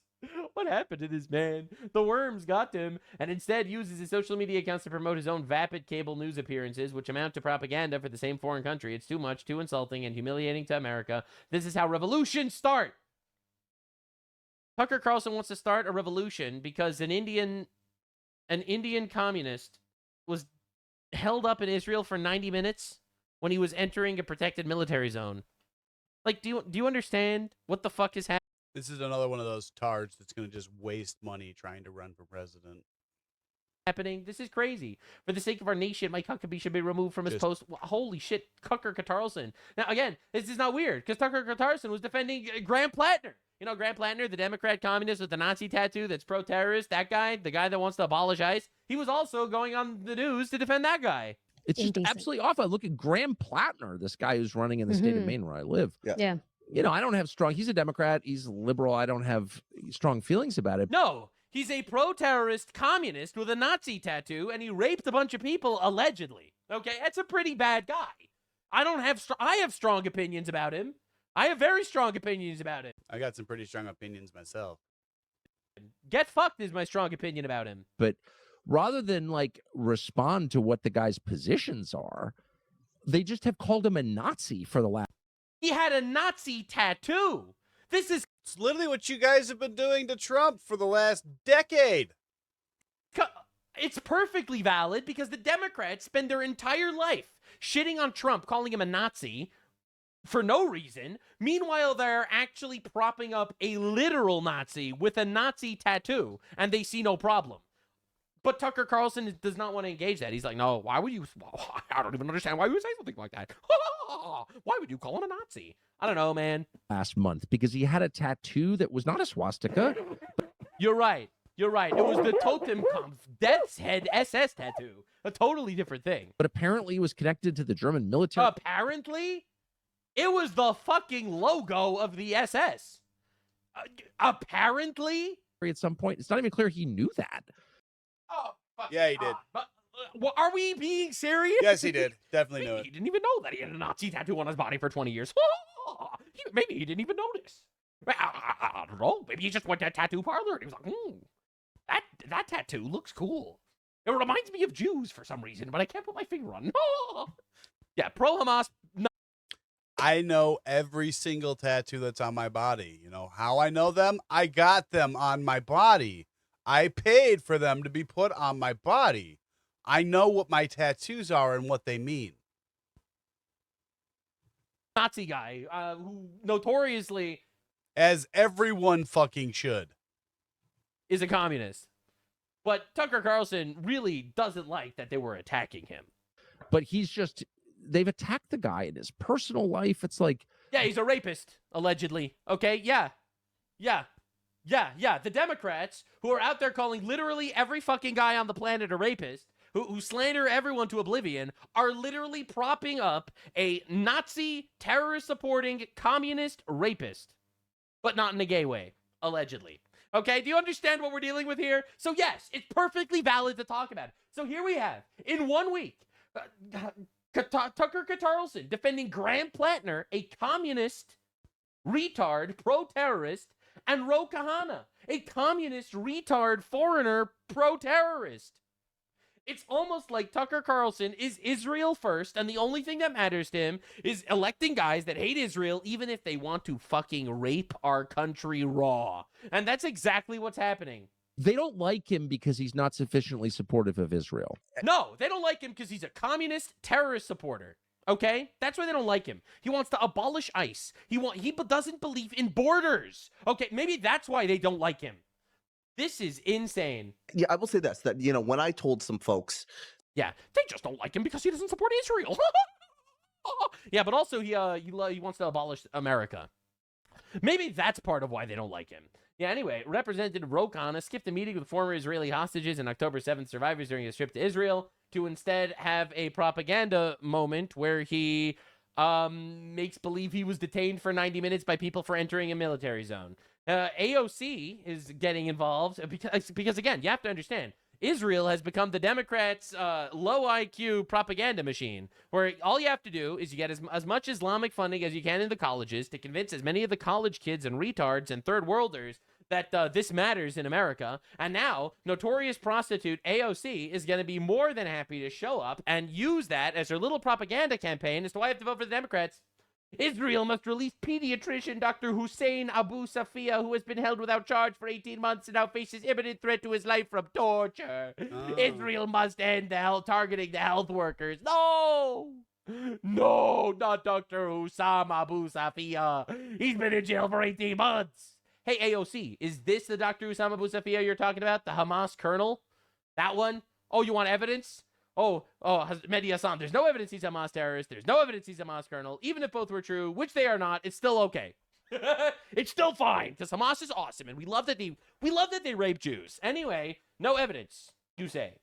No evidence that Dr. Abu Sofia over here, the guy in the Hamas uniform that is literally here in a meeting with Hamas colonels, there is no evidence that this guy might be a terrorist. Really? Are we being serious? Now, it turns out 44% of American Muslims support Hamas. See, this is not surprising. Get the fuck out of America if you support terrorists. If you support a terrorist group, you need to get the fuck out of America. Bye.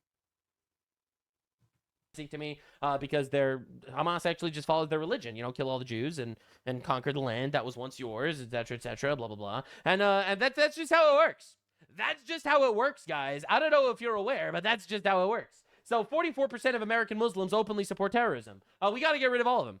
My hot take is that it's not compatible with Western civilization. We need to deport them all. Yep. I'm sorry. I don't want violence. I don't want violence.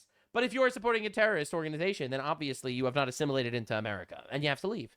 So I think this is crazy, by the way. This is insane. Absolute insanity. Look, I'm not going to say the other 56% of American Muslims are liars, but some of them probably are. This shit sucks. I'm really glad that we have 56% of the Muslims that are moderate Muslims, all right, as opposed to the 44% of Muslims that... I'm really glad that 44% of them were honest. It's that really low IQ. Openly support Hamas terrorists that directly state their goal of killing Jews and Christians. So W. Look, Hamas only takes inferior people as sex slaves. So, like, upside here, at least they don't take Muslims as sex slaves. They take Yazidis as sex slaves, Jews, Christians, but W Hamas. W Hamas for being discriminatory, at least. Anyway, we have to see what the... again, this is a low IQ movement. I hope you understand. I always say, I feel so bad for the high IQ anti-Semites, because these guys are out there, they have all these stats, they have these facts, they have these like, really interesting analyses, and the high IQ anti-Semites, they're suffering. They're drowning. The high IQ anti-Semites are drowning among the scourge of the low IQ anti-Semites. It's like, if you want to be critical of the Jews now, like... you're going to get stuck with fucking Anna Kasparian, and she's fucking retarded. She literally works for the Young Turks, who perpetrated a genocide against her ancestors. Like, let's be honest for a second here. Like, these guys fucking suck. So, like, I'm just telling you, this is a low IQ movement, and it's not even remotely close to anything other than low IQ. So this is Anna Kasparian explaining how the U.S. national football team played against two small countries. So Balogun was hit with a red card during last Wednesday's game between the U.S. and Bosnia and Herzegovina. So apparently, since these are two smaller countries, I should say, you have the U.S. team battling it out between these two smaller countries. Okay, now. It's one country, you bitch. You absolute fucking retarded bitch. Bosnia and Herzegovina is one country. That is one country. That is not two small countries. Again, we're dealing with the lowest IQ people on the fucking planet. I'll be real here. It's pretty incredible. It is incredible that we're dealing with this. Anna Kasparian explains how the U.S. national football team played against two small countries. Two small countries. Notice how the two small countries only have one flag. Weird. Now, Cenk Uygur was trying to dunk on people, explaining how Chinese don't use soy sauce. That's Japanese. Community note, soy sauce originated in China 2,000 years ago, remains a staple in Chinese cuisine today. Again.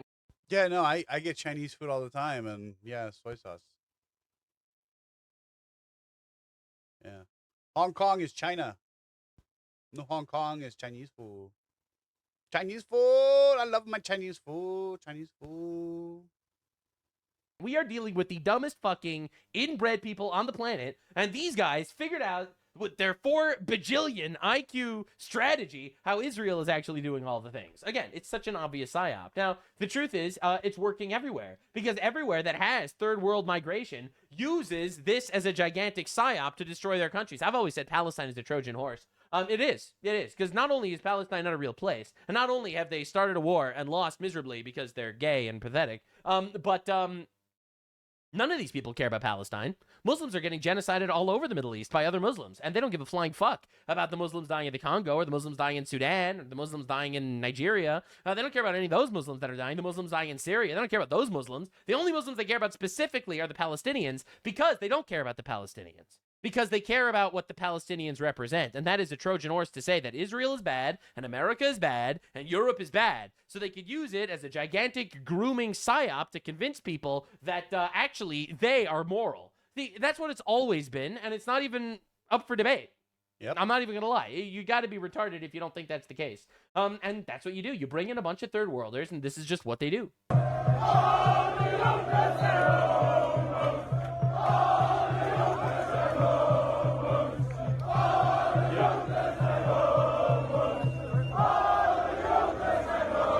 So, know, holding up Palestinian flags. All Jews are gay. I mean, that was funny. Hamas, Jews to the gas, you know. It's like, again, this is just normal, I guess. Whatever. Now, Clavicular is the counter retard for some reason. I don't know. He is in Israel now, too, as well, actually. With his little gay nose.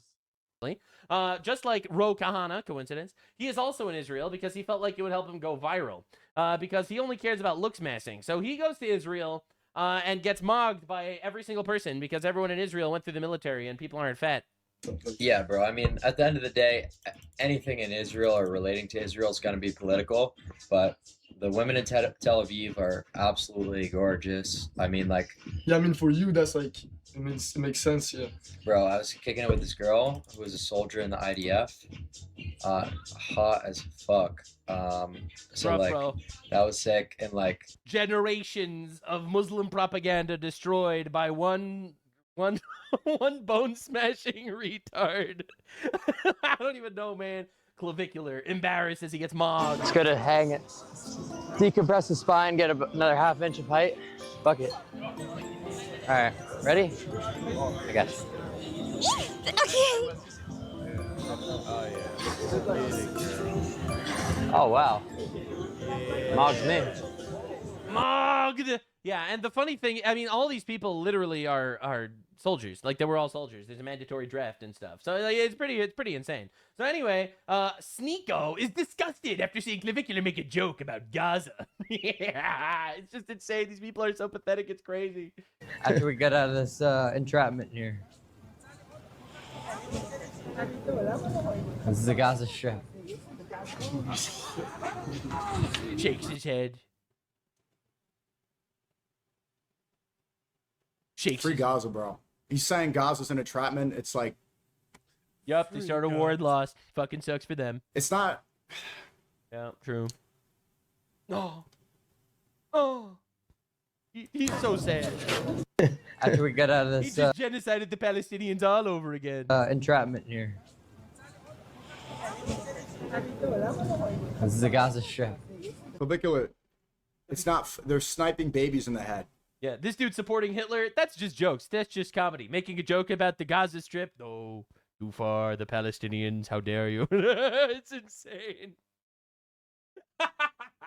He's such a clown. He's such a clown. Sniping babies. Yeah, this dude lives in Giga retard land where he thinks that they're sniping babies. While they're breastfeeding, from the UN report. They're intentionally targeting civilians. Yeah. Oh my God. There was a report. There was eyewitness testimony from one retard who said that they are watching IDF soldiers snipe babies while they're breastfeeding. Yep. Almost 80,000 dead in 3 years. Yeah. Women, children. That's it. Only 80,000 dead in 3 years. Holy shit. That's not a genocide. Israel has been proven to target children, bro. Look how sad he is. Israel wasn't proven to target children. That's the funniest part. Like, you could say that a lot of children died, which is true and it's tragic, absolutely. But there is no evidence that Israel targets children. In fact, that is why the UN is deferring the genocide case, and they say that it's not genocide. In Gaza. That sucks. How can you make a joke? I'm offended by the joke that you made. No. How can you make a joke when children die? Yeah, bro. Even his chat doesn't believe him. It's insane how gay this man is. Has anyone noticed how gay he is? Literally, his chat doesn't even fucking believe him. Somebody, hopefully someone, what? Wow. Like, I don't like Clavicular at all, but that's not right.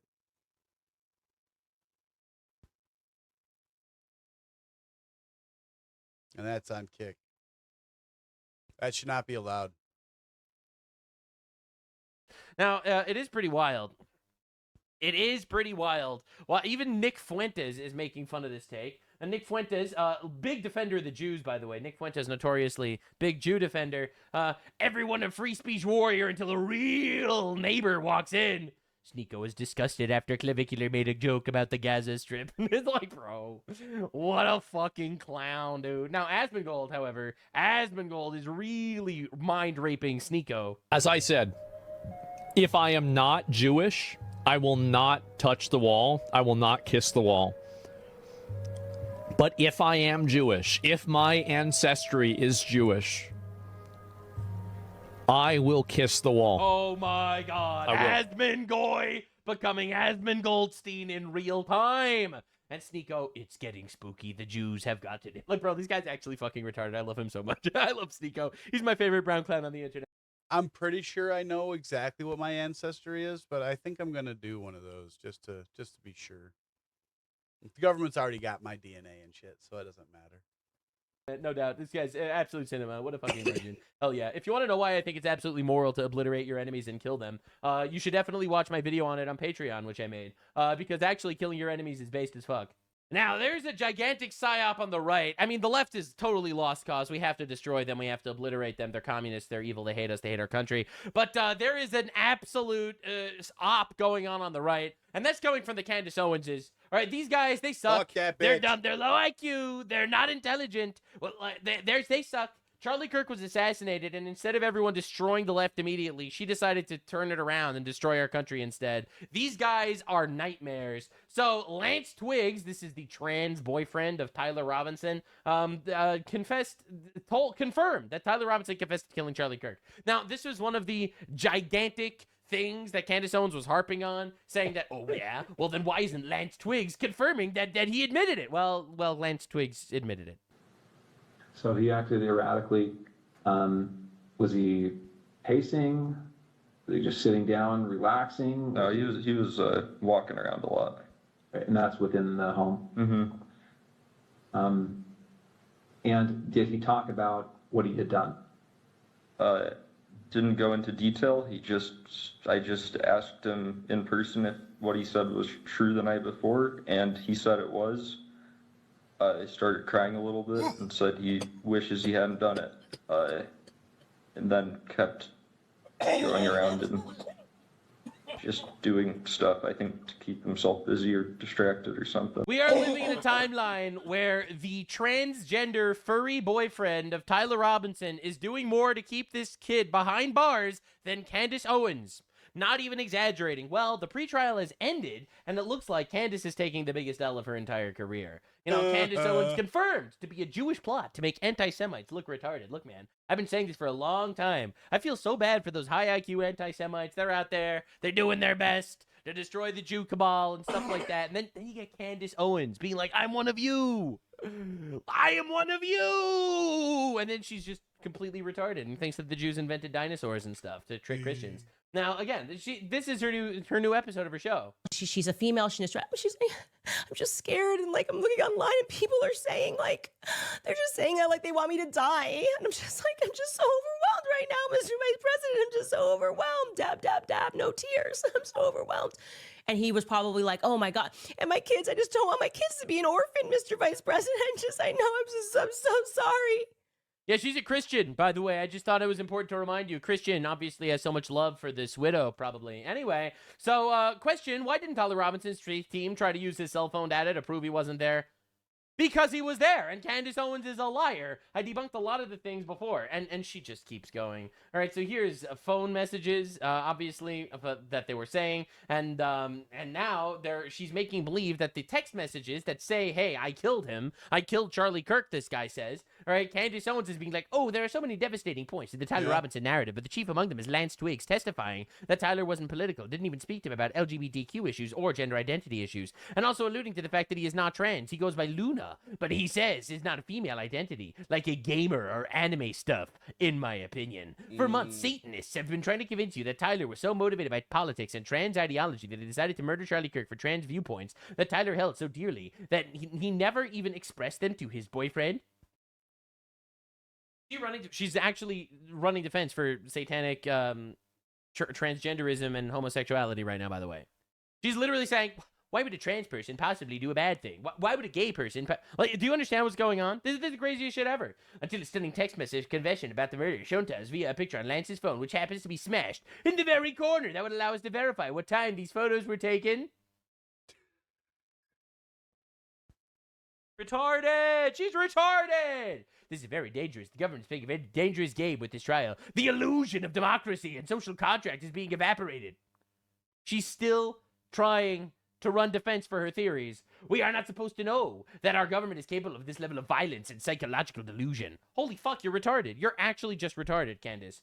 You're actually insane. Now, the biggest twist of the day was Ben Shapiro coming out with heat. I didn't watch this yet, but everyone told me I needed to see this clip. Apparently, Ben Shapiro dropped a conspiracy theory that maybe Candace Owens was the one that killed Charlie Kirk, question mark? And apparently, this goes so fucking hard, everyone is talking about it. Folks, today is a highly important show. Today, we are going to uncover the real murderer of Charlie Kirk. It's time. We've been working for months on a deep and detailed investigation. It's not who you think. Today, we are going to discuss who was really behind Charlie Kirk's assassination. Oh, boy. Candace Owens. This is The Ben Shapiro Show. Oh, shit. Candace? Candace did it? Oh my God. He's actually making a parody. No way. But don't think that we're allies here. You still have to subscribe to me so you can surpass Ben Shapiro and become top Jew. So we didn't want to talk about this. We didn't. But we've been digging. We have been investigating. We've been tugging on every thread, been tracing every single line of investigation to get to the bottom of what really happened. What really, really, really happened. What super really happened with Charlie Kirk's assassination on September 10th, 2025. The story actually begins before that. In the spring of 2025, when Candace Owens, the podcaster, her brand, was having some trouble. She was sued by the First Lady of France. She was hemorrhaging mainstream sponsors. She was losing her staff. She was feuding with pretty much everybody. And then something changed. Oh, shit. Charlie Kirk was murdered. You remember September 10th, 2025? I remember. Her Charlie Kirk coverage rebuilt her audience and drove record merch sales. That's what she said. Not me, it's what she said. And turned her into the main character in the biggest story in America. I mean, here she was in May of this year. We are on track for this to be the biggest day in our merch sale history on the website. We love you guys for actually... She was selling merch covering this? It seems like she had something to gain by Charlie Kirk's assassination. Buying merch just to spite the people that were calling for a merch boycott. Candace Owens? And you got to follow how the money is structured. You got to follow it. You got to follow just follow it, okay? The revenue from this coverage This is the greatest crash I've ever seen. Flow to Look, I'm no like Ben Shapiro stand or anything, but like, bro's cooking. Hold up. human. It flows through a lattice of corporate entities like Candace Owens LLC and George Tom Incorporated. The kind of architecture you build when you want distance between yourself and the architecture. Oh my God, dude! You know, I have to say, Nux was the first guy to make a big video shitting on Candace Owens. I got so much hate for it, and here I am, a year later, completely correct. Yeah, Nux, you made a fantastic video. This is better. This is fucking good. About everything. It doesn't stop. I'm so proud. I've been vindicated. It took time, but babe. Product. And the product, by Candace Owens' own on-air admission, had its single biggest sales day in company history because of the Charlie Kirk assassination. Charlie Kirk dies, and Candace gets richer, a lot richer. True. But Objectively in whose true. direction? That is the big question. Oh, I mean, shit. Candace has a lot of foreign connections, like a lot. See, here's the thing. That's true. Charlie Kirk, at the end of his life, was going after radical Islam. That was his biggest cause just before he was murdered. That is correct. You'll remember Charlie saying this. Islam is not compatible with Western civilization. Islam is at odds with all the freedoms that we enjoy. I'm just saying. I think Ben Shapiro might be a Nuxanor fan. He might be supporting me on Patreon for all you know. They do not believe in any separation between He's literally repeating my talking points over here. mosque and state. They do not believe in freedom of speech or freedom of expression. I They miss do not Charlie believe in the Kirk so freedom to much, criticize the government. The practices that we enjoy so great here in the United States of America. And here's the one thing that's the kicker. You have this axis, again, the red-green axis, this Mohammedanism axis. What do they have in common? Even though a lot of the Marxists are lesbians or gays or transgenders, they get along with the Muslims. They get along because they hate us. That's right. He's right. This is Charlie Kirk's call. I miss him. I miss him so much. Right, but Candace had lots of new relationships with people in the Islamic world. Maybe directing traffic to her. We don't know. We're just asking questions. Oh! We're just asking questions. But we're not stupid. We're not stupid. We don't know, but we know, you know? Something changed. She suddenly started talking about the magic of Islam. Here she was in March. these terror groups, these Muslim terrorists. For whatever reason, these Muslim terrorists only want to terrorize to benefit Israel. It's so strange. I cannot work it out. If you're a Muslim terrorist, we want to hear from you. Why are you doing that, right? Why are you stealing and robbing and doing things down in Congo to the benefit of Israel? I want to hear from you. That's very strange. More tips. They killed millions of Christians in the Congo. What are we talking about? Hey, hello, I'm a Muslim terrorist and I work for Israel. Why do you do that?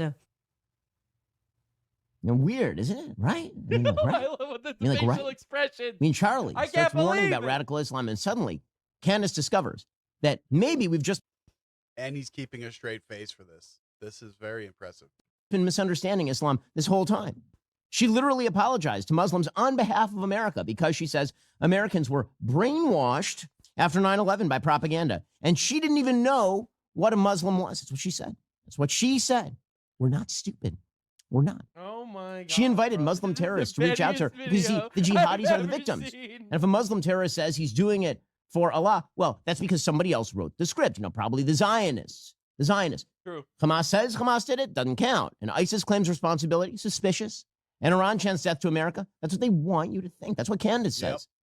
And it's not just about Islam and her newfound magical relationship with Islam. See, Candace developed a really close relationship with Russia, like super duper close, like go to St. Petersburg and hang out with members of the Putin apparatus. Close. Here she was, having a good old time in Russia. She also, by the way, speaking of foreign relationships, developed some weird relationships with alleged sex traffickers in Romania. Ooh. I mean, wait, hold up. right there. Ooh. You can see it.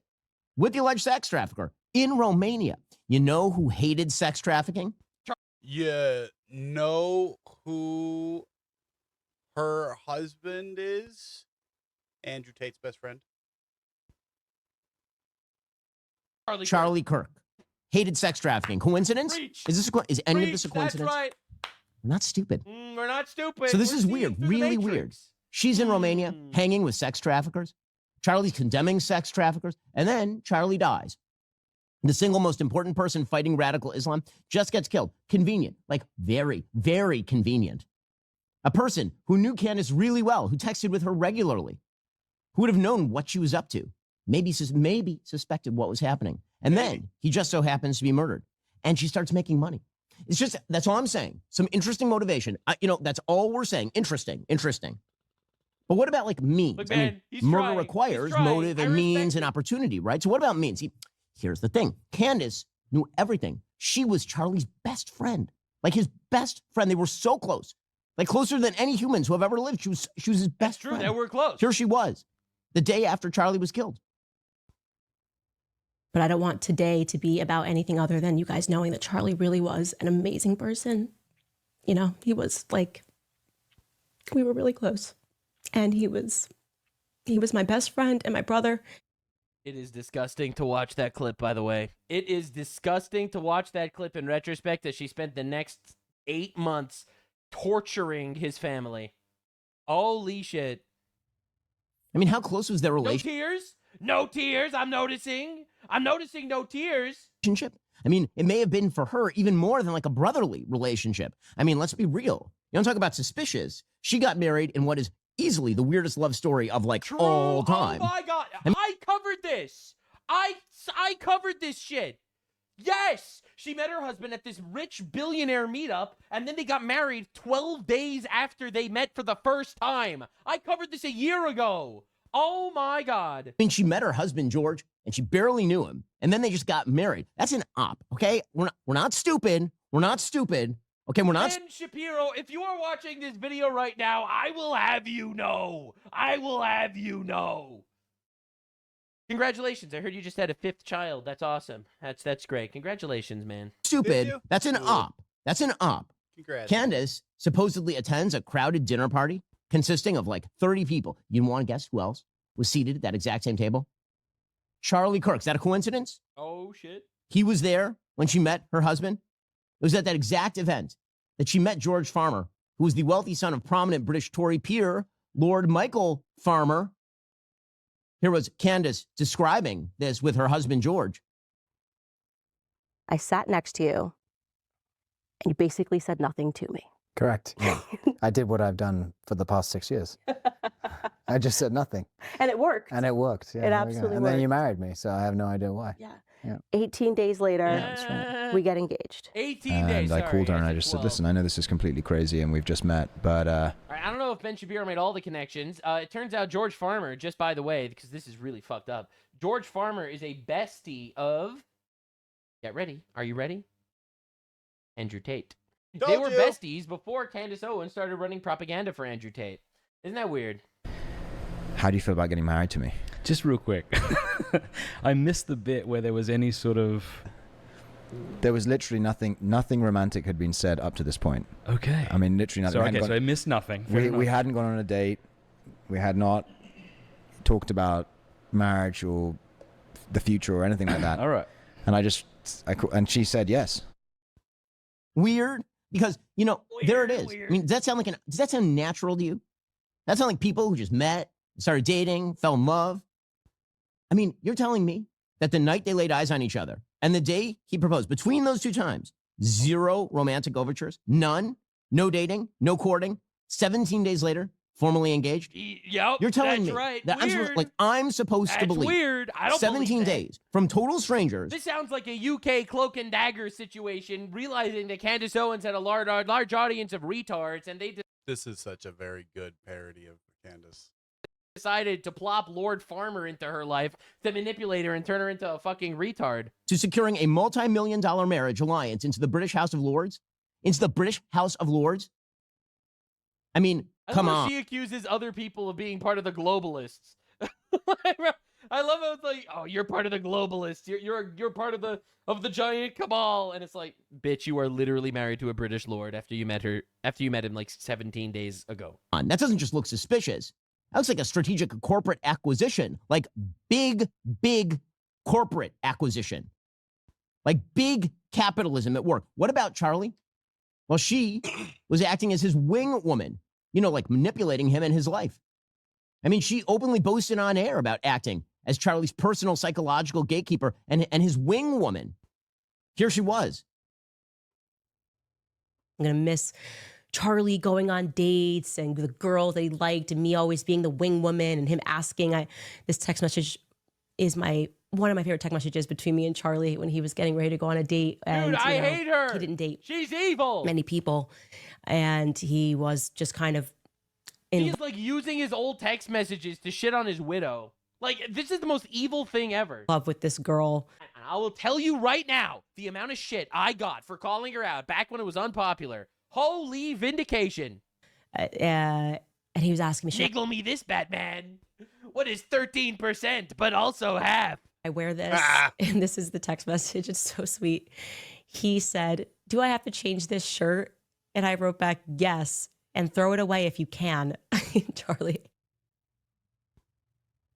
I mean, think about what she's doing there. Publicly transmitting to the grieving widow, Erica, that she was the one who controlled Charlie's appearance. She was the one dictating his choices. Long before Erica ever entered the frame. We're talking classic behavioral markers here, folks. Project a phantom homewrecker narrative onto the outside world to mask your own historical boundary-crossing infatuation with Charlie Kirk. There's something else. Candace, of course, says that Erica was somehow involved in the murder or the cover-up of the murder. But Candace also claims she literally set up Erica with Charlie. Here she was saying that the day after Charlie was killed. And of course, Charlie fell in love with Erica. That entire journey to me when I was reading through a text is so funny because it was exceptional. I was always leaning into Charlie's analytical mind and making fun of him. Like, oh, well, all we need to do is get a plan. You love Erica? Okay, what's the plan? What are we going to do? What's step 1? What's step 2? And the Or was Candace Charlie's handler? plan that I came up with instantly was all we have to do is convince her that her last name is terrible. Her last name, she's got to marry you because it's practical. Kirk is going to, Mrs. Erica Kirk sounds so much better than Miss Erica Francie. What is that last name? That is a pretty. I mean, this is suspicious, right? I mean, so suspicious. I mean, look at those mannerisms, by the way. Like, so suspicious. So suspicious. What are we, dumb? Are we stupid? Use some common sense. Candace says that Erica is now some sort of agent of evil. But Candace helped Erica marry him. So if she was so evil, why would you do something like that? It doesn't sound suspicious, like, at all. Like setting somebody up or anything like that. See, here's the thing. Candace knew Charlie's world from the inside. She knew the personnel, the protocols, the security company. Oh, she has said on the record that her security team worked with the very men she now accuses. And she can't think of anyone in private security she doesn't get along with. You want to think about that. Just think about it. Just use your brain. Oh my God. She knew exactly I'm using which my scenes of brain. the story to pull out because she knew all the people involved. I mean, here she was admitting it. Just admitting it right out. Like it's no big deal. Like it's I no big confirmed deal. this with Like it's no big security inside of Turning Point. There somehow happened to be a leak, and so they can't dispute this. deal. I mean, she's involved with all of this information and with all the people involved, and she knows all of them. And where was Candace when all this was going down? We have no idea. None. Where was Candace in the days before September 10th? She admits on air to memory gaps. She says she genuinely forgot an entire trip to Maine, just blacked out. No way. She actually did that? Can we believe that? No. That she just forgets things like that? I mean, here she was explaining just a couple of weeks ago that she just blacked out. She's blacked out. What else has she blacked out? What else has she forgotten? I had a baby. I cannot believe Ben Shapiro is cooking this hard. I'm not going to lie. And I think I blacked out after Charlie's assassination and didn't remember that I went up to Maine too. I went up to Maine with my husband in July. Okay. My son was born on May 1st. We were off air. And then the first thing I did was I went with my newborn, Roman, and my husband up to Maine to do Tucker's show. And I did an interview and I genuinely forgot about this. Like I genuinely forgot about this. So, I mean, just gaps in the memory? Weird. So, where was Candace in this time?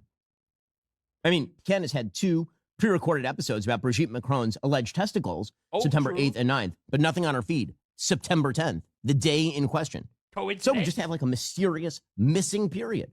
Where was she? Was she wearing maroon that day? We don't know. We don't have any pictures of her on those days. None. Now, as we know, because Candace investigated it, there were a lot of decoys, Fed decoys, or Israeli decoys, or some decoys wearing maroon at Utah Valley University the day Charlie was shot. I mean, here was Candace explaining. Oh, baby. When I looked at the footage of Charlie and what happened on September 10th, it struck me as highly unusual that there were so many men wearing maroon shirts. Like, it's not exactly a color that men wear all the time. And there were a lot of men, all of whom were alone, I might add, who went to just hear Charlie Kirk speak alone, and they were wearing maroon shirts. And I just said to myself, this feels like organization to me. Weird. I mean, but what was she wearing that day? Do we know? Was she wearing maroon? Like, you know, a student from Texas A&M? Hell, would she even have been admitted to Texas A&M? And also maroon, Candace, really? You expect us to just believe they had nothing to do with maroon? I mean, Kanye West. Bro, we need to start the Mousa movement. The Mousa movement is going to change America. Make hot women silent again. Mousa, it's going to be beautiful. It's going to be big. Collaborated. Kanye West, who she's really close friends with, super close, collaborated with Maroon 5 on a single called Heard 'Em Say in 2005. And we know that Candace Owens and Kanye West are super close, like super duper close. Yo, true. I mean, like really close. True. I mean, look, there's Charlie in the background. Oh my God, the band is literally named Maroon 5. In this photo, I mean, it blows your mind. Like, look at this. Kanye West with Adam Levine from Maroon 5, Kanye West with Candace Owens, and Charlie Kirk just standing there like a third man, forgotten man in the background.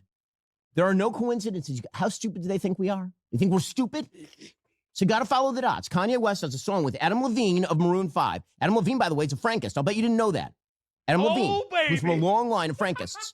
And Kanye West just doing songs That's with not him. true. And Candace being all close with Kanye. And then a bunch. By the way, the big tell that Candace Owens is retarded is when Candace Owens started saying the Frankist conspiracies, because Frankism is dead. There are no Frankists today, zero. No, but there were a couple of Frankists in like this little cult in the 1800s. All right, and she's making believe that the Frankists are still around today, controlling the universe. That's when there was literally like 17 Frankists in all of history. They all died. Because Frankism was dumb. You knew she was retarded. And listen, I'll be real here. Any anti-Semite that has some self-respect, and again, I feel terrible for the high IQ anti-Semites. The high IQ anti-Semites have to be in the same community as these people. It's brutal. Explain what a Frankist is. So there was a guy named Sabatize V. He was a fucking retard. He was like a false messiah. He claimed that he was the messiah and stuff like that. And a bunch of people followed him, and he ended up becoming a Muslim. He converted to Islam later, and he died in shame and anonymity. No one fucking cared about that guy. He was a cult leader, basically. His chief student was a guy named Frank. Frank was then like, yo, maybe I am actually the Messiah. Holy crap. So he started his own cult. And the cult obviously died out, and nothing happened. And this wasn't like the 1800s. So Candace Owens had a conspiracy theory that the Frankists are still a gigantic cult that is still operating and running the world. And it's the Jews, obviously. It's a Jewish cult that's running and controlling the world, and everyone was a Frankist, and Stalin was a Frankist, and you know, everyone was a Frankist. And that's how you knew she's retarded. So the anti-Semites that at that point were like, no, she's retarded. I have respect for them. What can I say? Those are the high IQ anti-Semites. But the low IQ anti-Semites were like, holy shit, maybe there is something about Frankism. Holy shit. So yeah. Anyway, yeah. That's how you know. That's how you know. Of Fed decoys show up at UVU wearing maroon like a Frankist Satanist would. They'll take moves like Jagger to avoid the obvious here. It gets even worse. Oh boy. For example, look at the wardrobe. Look at the visual staging here. Okay. During the height I'm of ready. the summer 2025 broadcast cycle, Candace systematically reconfigured her entire on-air presence to feature deep maroon color blocks. No That's the exact aesthetic marker she anchored to her No theoretical shot. look-alike phantoms. I mean, look at this. What color is she wearing there? That's right. That's maroon. That's maroon. I mean, look at...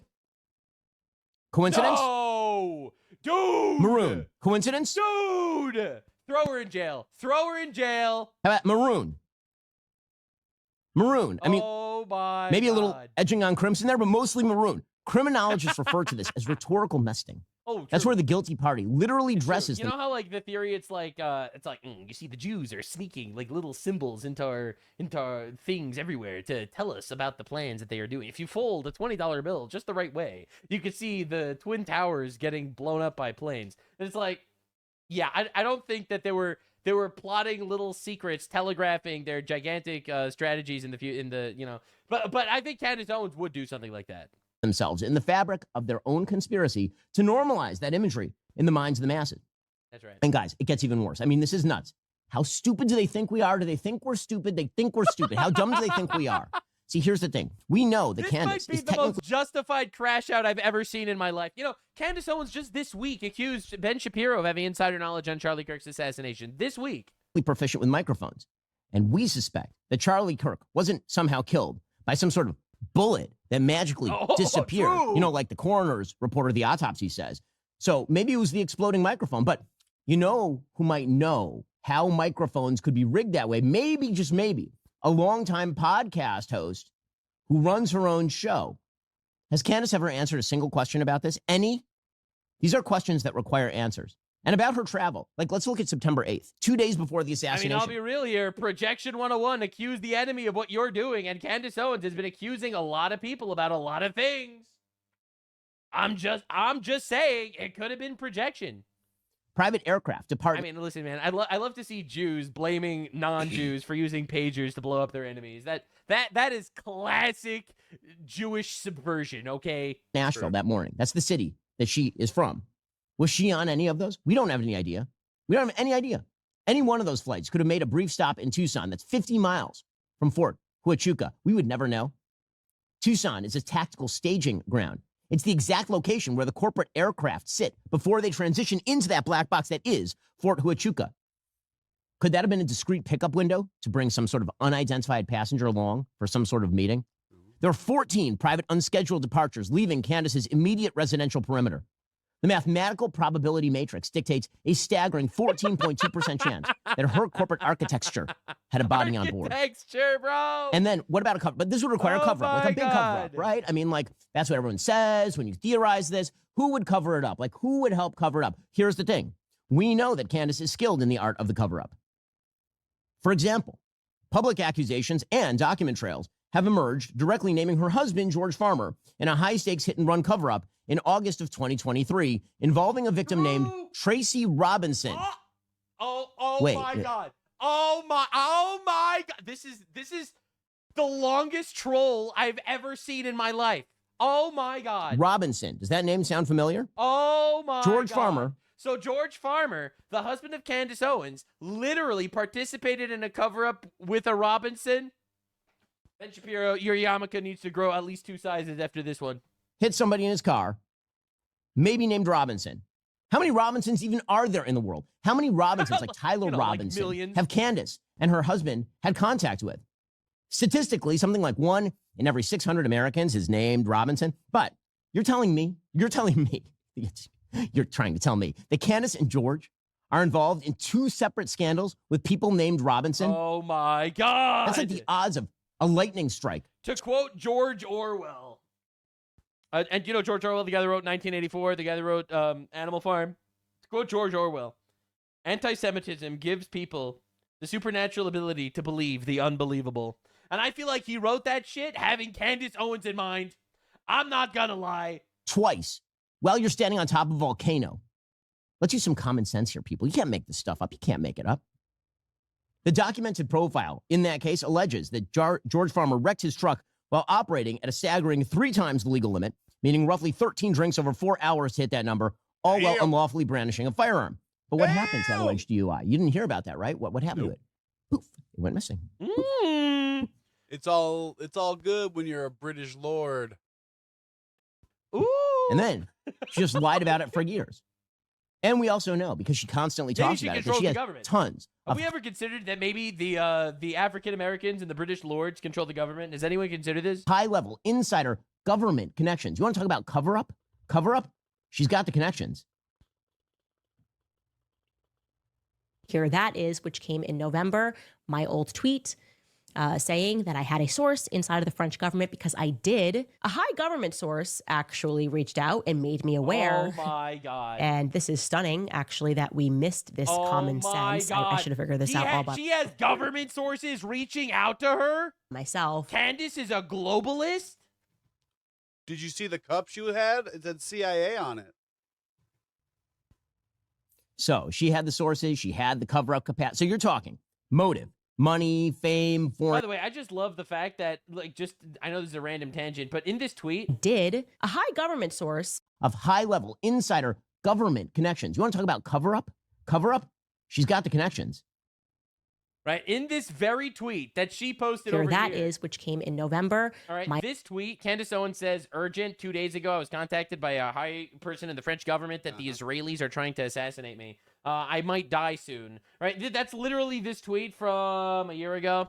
Anyway, it didn't happen. My old tweet saying, actually, that we missed this common sense. I should have figured this out all by myself. So she had the sources. She had the cover-up capacity. So you're talking motive, money, fame, foreign connections, antipathy to things that Charlie was fighting for, and the means, closeness to Charlie's team and friends in the highest places, and the opportunity. I mean, where was she that week? Who was she talking to? And let's be real. I've never seen anything more suspicious than Candace's behavior after Charlie was killed. Manic and panicked and weird, bizarre. Criminologists will tell you. It's been proven. Everyone knows this. The guilty party inserts themselves into the investigation. Oh, true. And Candace appointed herself lead investigator on this murder, who attacks every single witness who could clarify the record, who, when asked what evidence would change her mind, has never once answered the question. Now, she keeps telling her audience, citing clinical criteria, that you can see deception on camera. You know, like harsh widening of the eyes or like a fixed blank stare, a personality that reconfigures for every room. Man, if you watch her show with the sound off, by the very diagnostic rubric she uses to indict Erica Kirk's grief, man, she fails. I mean, the lady laughs while describing a murder investigation. She sells mugs in the same breath as wound packing details. What kind of human does that? What kind of human? I mean, look at this. It's a bit look suspicious. at this face. It's suspicious. Look She's at this hiding face. something. You don't get to ask those questions. What's wrong with you, Mom? Why are you so scared? You can't fix her, Chad. Chad, shut the fuck up. You can't fix her. She's not fixable. I mean, That's look a at lizard. those That's eyes. a Look at the lizard. dead eyes. That's a lizard The person. doll's eyes. That's a lizard Does person. she look like a grieving best friend? Does she look like a grief-stricken young mother? I mean, look at the kind of earrings she wears. Does a grieving friend wear those kinds of earrings? Those big bangles? Would you wear those kind of earrings if you were grieving your best friend? So here's the thing. This is all part of the plan. Candace's plan. Her investigation isn't just an investigation. It's something more. It's an obsession. Like, that movie Obsession that you can find on Amazon right now, like Obsession. She's become so hyper-fixated on Charlie. She's now attempting to absorb his corporate network to completely replace him. She's spent the last 9-10 months teaching millions of people that nothing is a coincidence. And you know what? She's right, because this isn't a coincidence. None of it. I'm just asking questions, okay? These are just questions. It's just questions. I'm not saying I know everything. Now, if you disagree with me, you're evil and retarded and a Fed, and you're a pawn of the Jews. But I'm just asking questions. I love how she does that. It's like, I'm just asking questions. I'm not making any statements. But if you disagree with me, the Jews own you. I'm not saying that. I'm just asking. These are questions, okay? Why can't I ask questions? Why shouldn't I ask questions? Am I just supposed to believe what I see? What they tell you? Am I just supposed to look at the evidence? I'm just You're just supposed to take what they say at face value. Who's they? Hey, I can't tell you who they is, or I'll die. Asking, okay? And questions. And if I die, it was them. We should all be skeptical. What? Are you like somebody who just believes what you hear? I mean, like, why won't you? You absolute rube that you don't think that Israel is using Egyptian planes and Sumerian time travel technology to take Charlie Kirk out because he was an X-Man. You absolute buffoon! Did you not know that when Charlie Kirk walked down the streets, lights flickered in the distance? Did you not note that Charlie Kirk had DNA that was different than any of us? The Jews knew that they were creating a weapon, and the Jews needed to utilize Egyptian Sumerian time-traveling technology to do it. Do you think it's a coincidence that the Egyptian planes were following Erica Kirk and the pyramids were created by aliens? Do you think that's a coincidence? Release her own travel records. What is she hiding? Listen, guys, you can feel it. You don't need to know what happened to know what happened. Somehow. Why else is she so obsessed? Why the granular, why like 100 episodes on this? And there's something else too. Like, I don't like to get personal about this sort of stuff. I don't. But this disturbed me a lot. And so I really feel that I have to talk about it. So last night. Oh, God. Last night, the angel Michael visited me in a dream. He was carrying a fiery sword. I can't believe it. And on one shoulder, he was carrying a boombox. He's doing the dream. He went there. Oh, my God. And then the angel turned on the boombox. And the sound of a Charlie Kirk speech came out. And then, this was the part that really got me. Beyonce showed up randomly. But was it even random? Because then she started singing the 1998 Destiny's Child hit, No, No, No.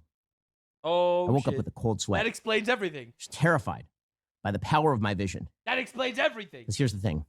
I don't know. But I know. But I know. Just as Beyonce sang to me, No, No, No. Oh, my. That song was no coincidence. Bro, that is so deep. Just as Beyonce sang to me from the dream world. But it's not just dream girl Beyonce. I think we found an Uxanor fan, by the way. It's sources. Really important sources. I have tons of sources. So many sources.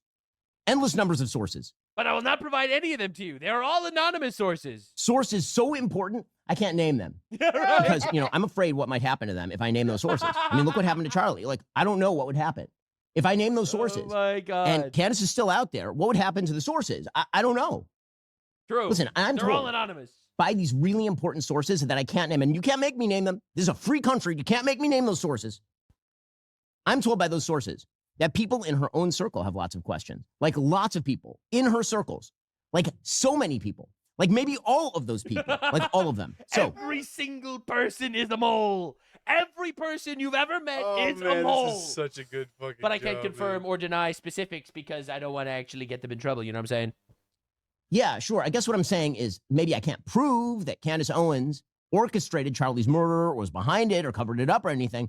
But if you think I'm stupid enough to believe the story that Candace Owens, a powerful person with deep insider government connections and ability to cover things up, if I'm supposed to believe Candace Owens, what do you think? I'm stupid? What are we, dumb? We dumb? I mean, we're just noticing too many things, you guys. We're not allowed to notice the things. Oh, shit. We're noticing. We'll be remembering how she randomly went missing for a few days and how much money she's made and her sudden weird sympathy for Islam and Russia and sex trafficker allegedly in Romania and her deep state sources and her weird marriage story. How dumb do they think we are? They think we're dumb? They think we're dumb? Is that what they think, that we're stupid? And speaking of stupidly cute, how cute are these bears? What? How cute are these bears? I mean, these are cute bears, don't know. right? They're That's a adorable, pretty and they're cute available bear. for $89.99. And if you want to support our search for truth, we need your help. Buy this bear for America. For America. I'll tell you what, though. I'll tell you what I'm not going to For buy. I'm not going to buy the America. theory. A theory that has no evidence, by the way, that Candace Owens is pushing. The one that Candace Owens, with friends in high places and connections throughout the Middle East and Russia, and with embedded agents The delivery guys that are pushing the same theories. Coincidence? at TPUSA close to Charlie wants you to believe. The story about Tyler Robinson and the Egyptian government and Charlie Kirk and the Zionists and Tyler Bowen and Erica Kirk. I demand a full investigation. Kash Patel, where are you? Where are you, Kash Patel?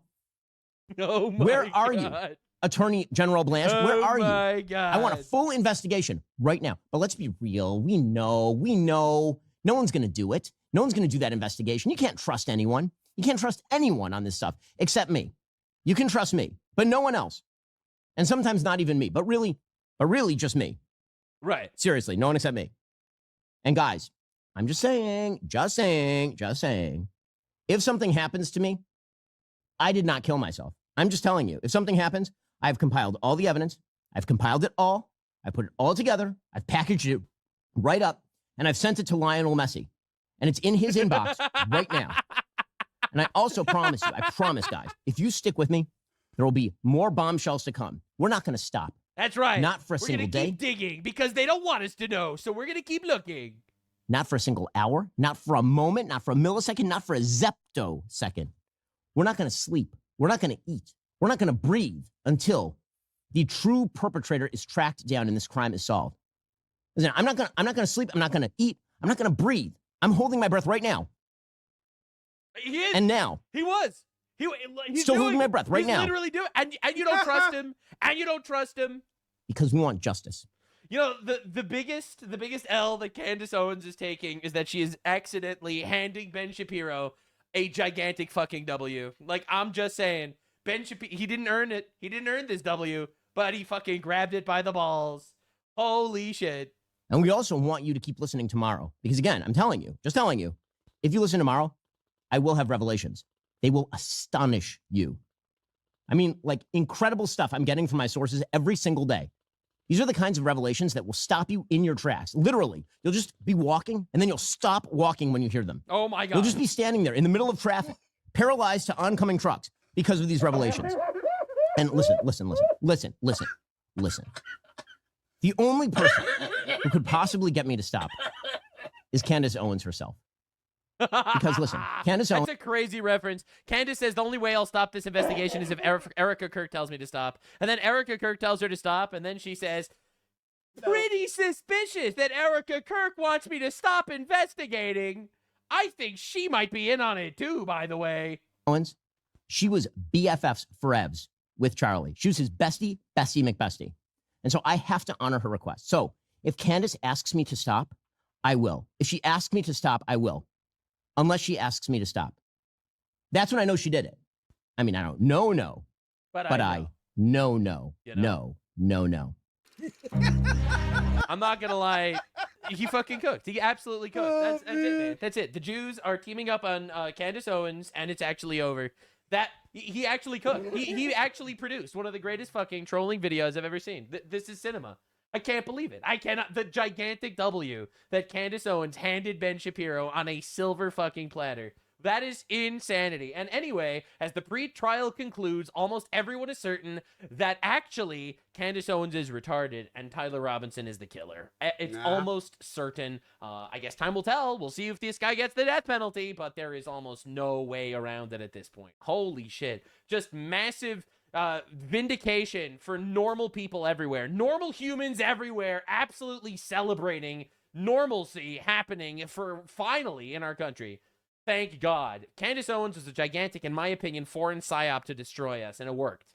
It really did work. I'm not even exaggerating. I think Candace Owens, Tucker Carlson, these people are foreign ops, basically to destroy the right so that the left could gain power to destroy our country, because that's what the left wants to do. And I really hope people pay attention and notice it before it is too late. So that's why I'm going to do this, despite being demonetized on YouTube. I don't make money. Listen, man, I am breaking Jew rule number 1. Listen, man, making content without getting paid while Jewish, this is punishable by death in certain circles. It's not easy to do what I do, but I very much appreciate your support.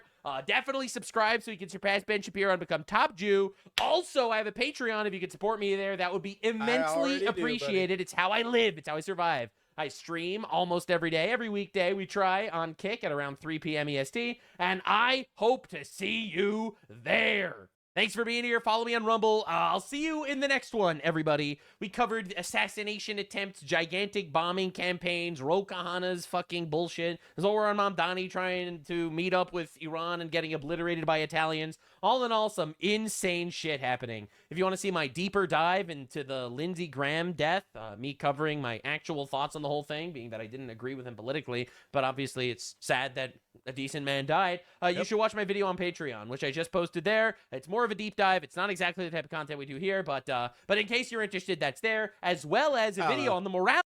I thought it was pretty close to the same kind of content, if we're being completely honest. Of obliterating your enemy in war. That is also a video on Patreon. I'm going to try to upload there multiple times a week, maybe every day or two. Good. I have some regular content to watch. Specifically there for the people that support me. I appreciate you immensely, and I will see you in the next one. We still do deep dives here, hopefully every weekday, and I will see you later. Bye. Bye. Bye. Bye. Fuck you for demonetizing me, you piece of shit. It's after 5. That was good. Fuck you for demonetizing me, you pieces of shit. Weekend rolled by. Great video as always, buddy. All right. We're outie. See you in the next one. Bye.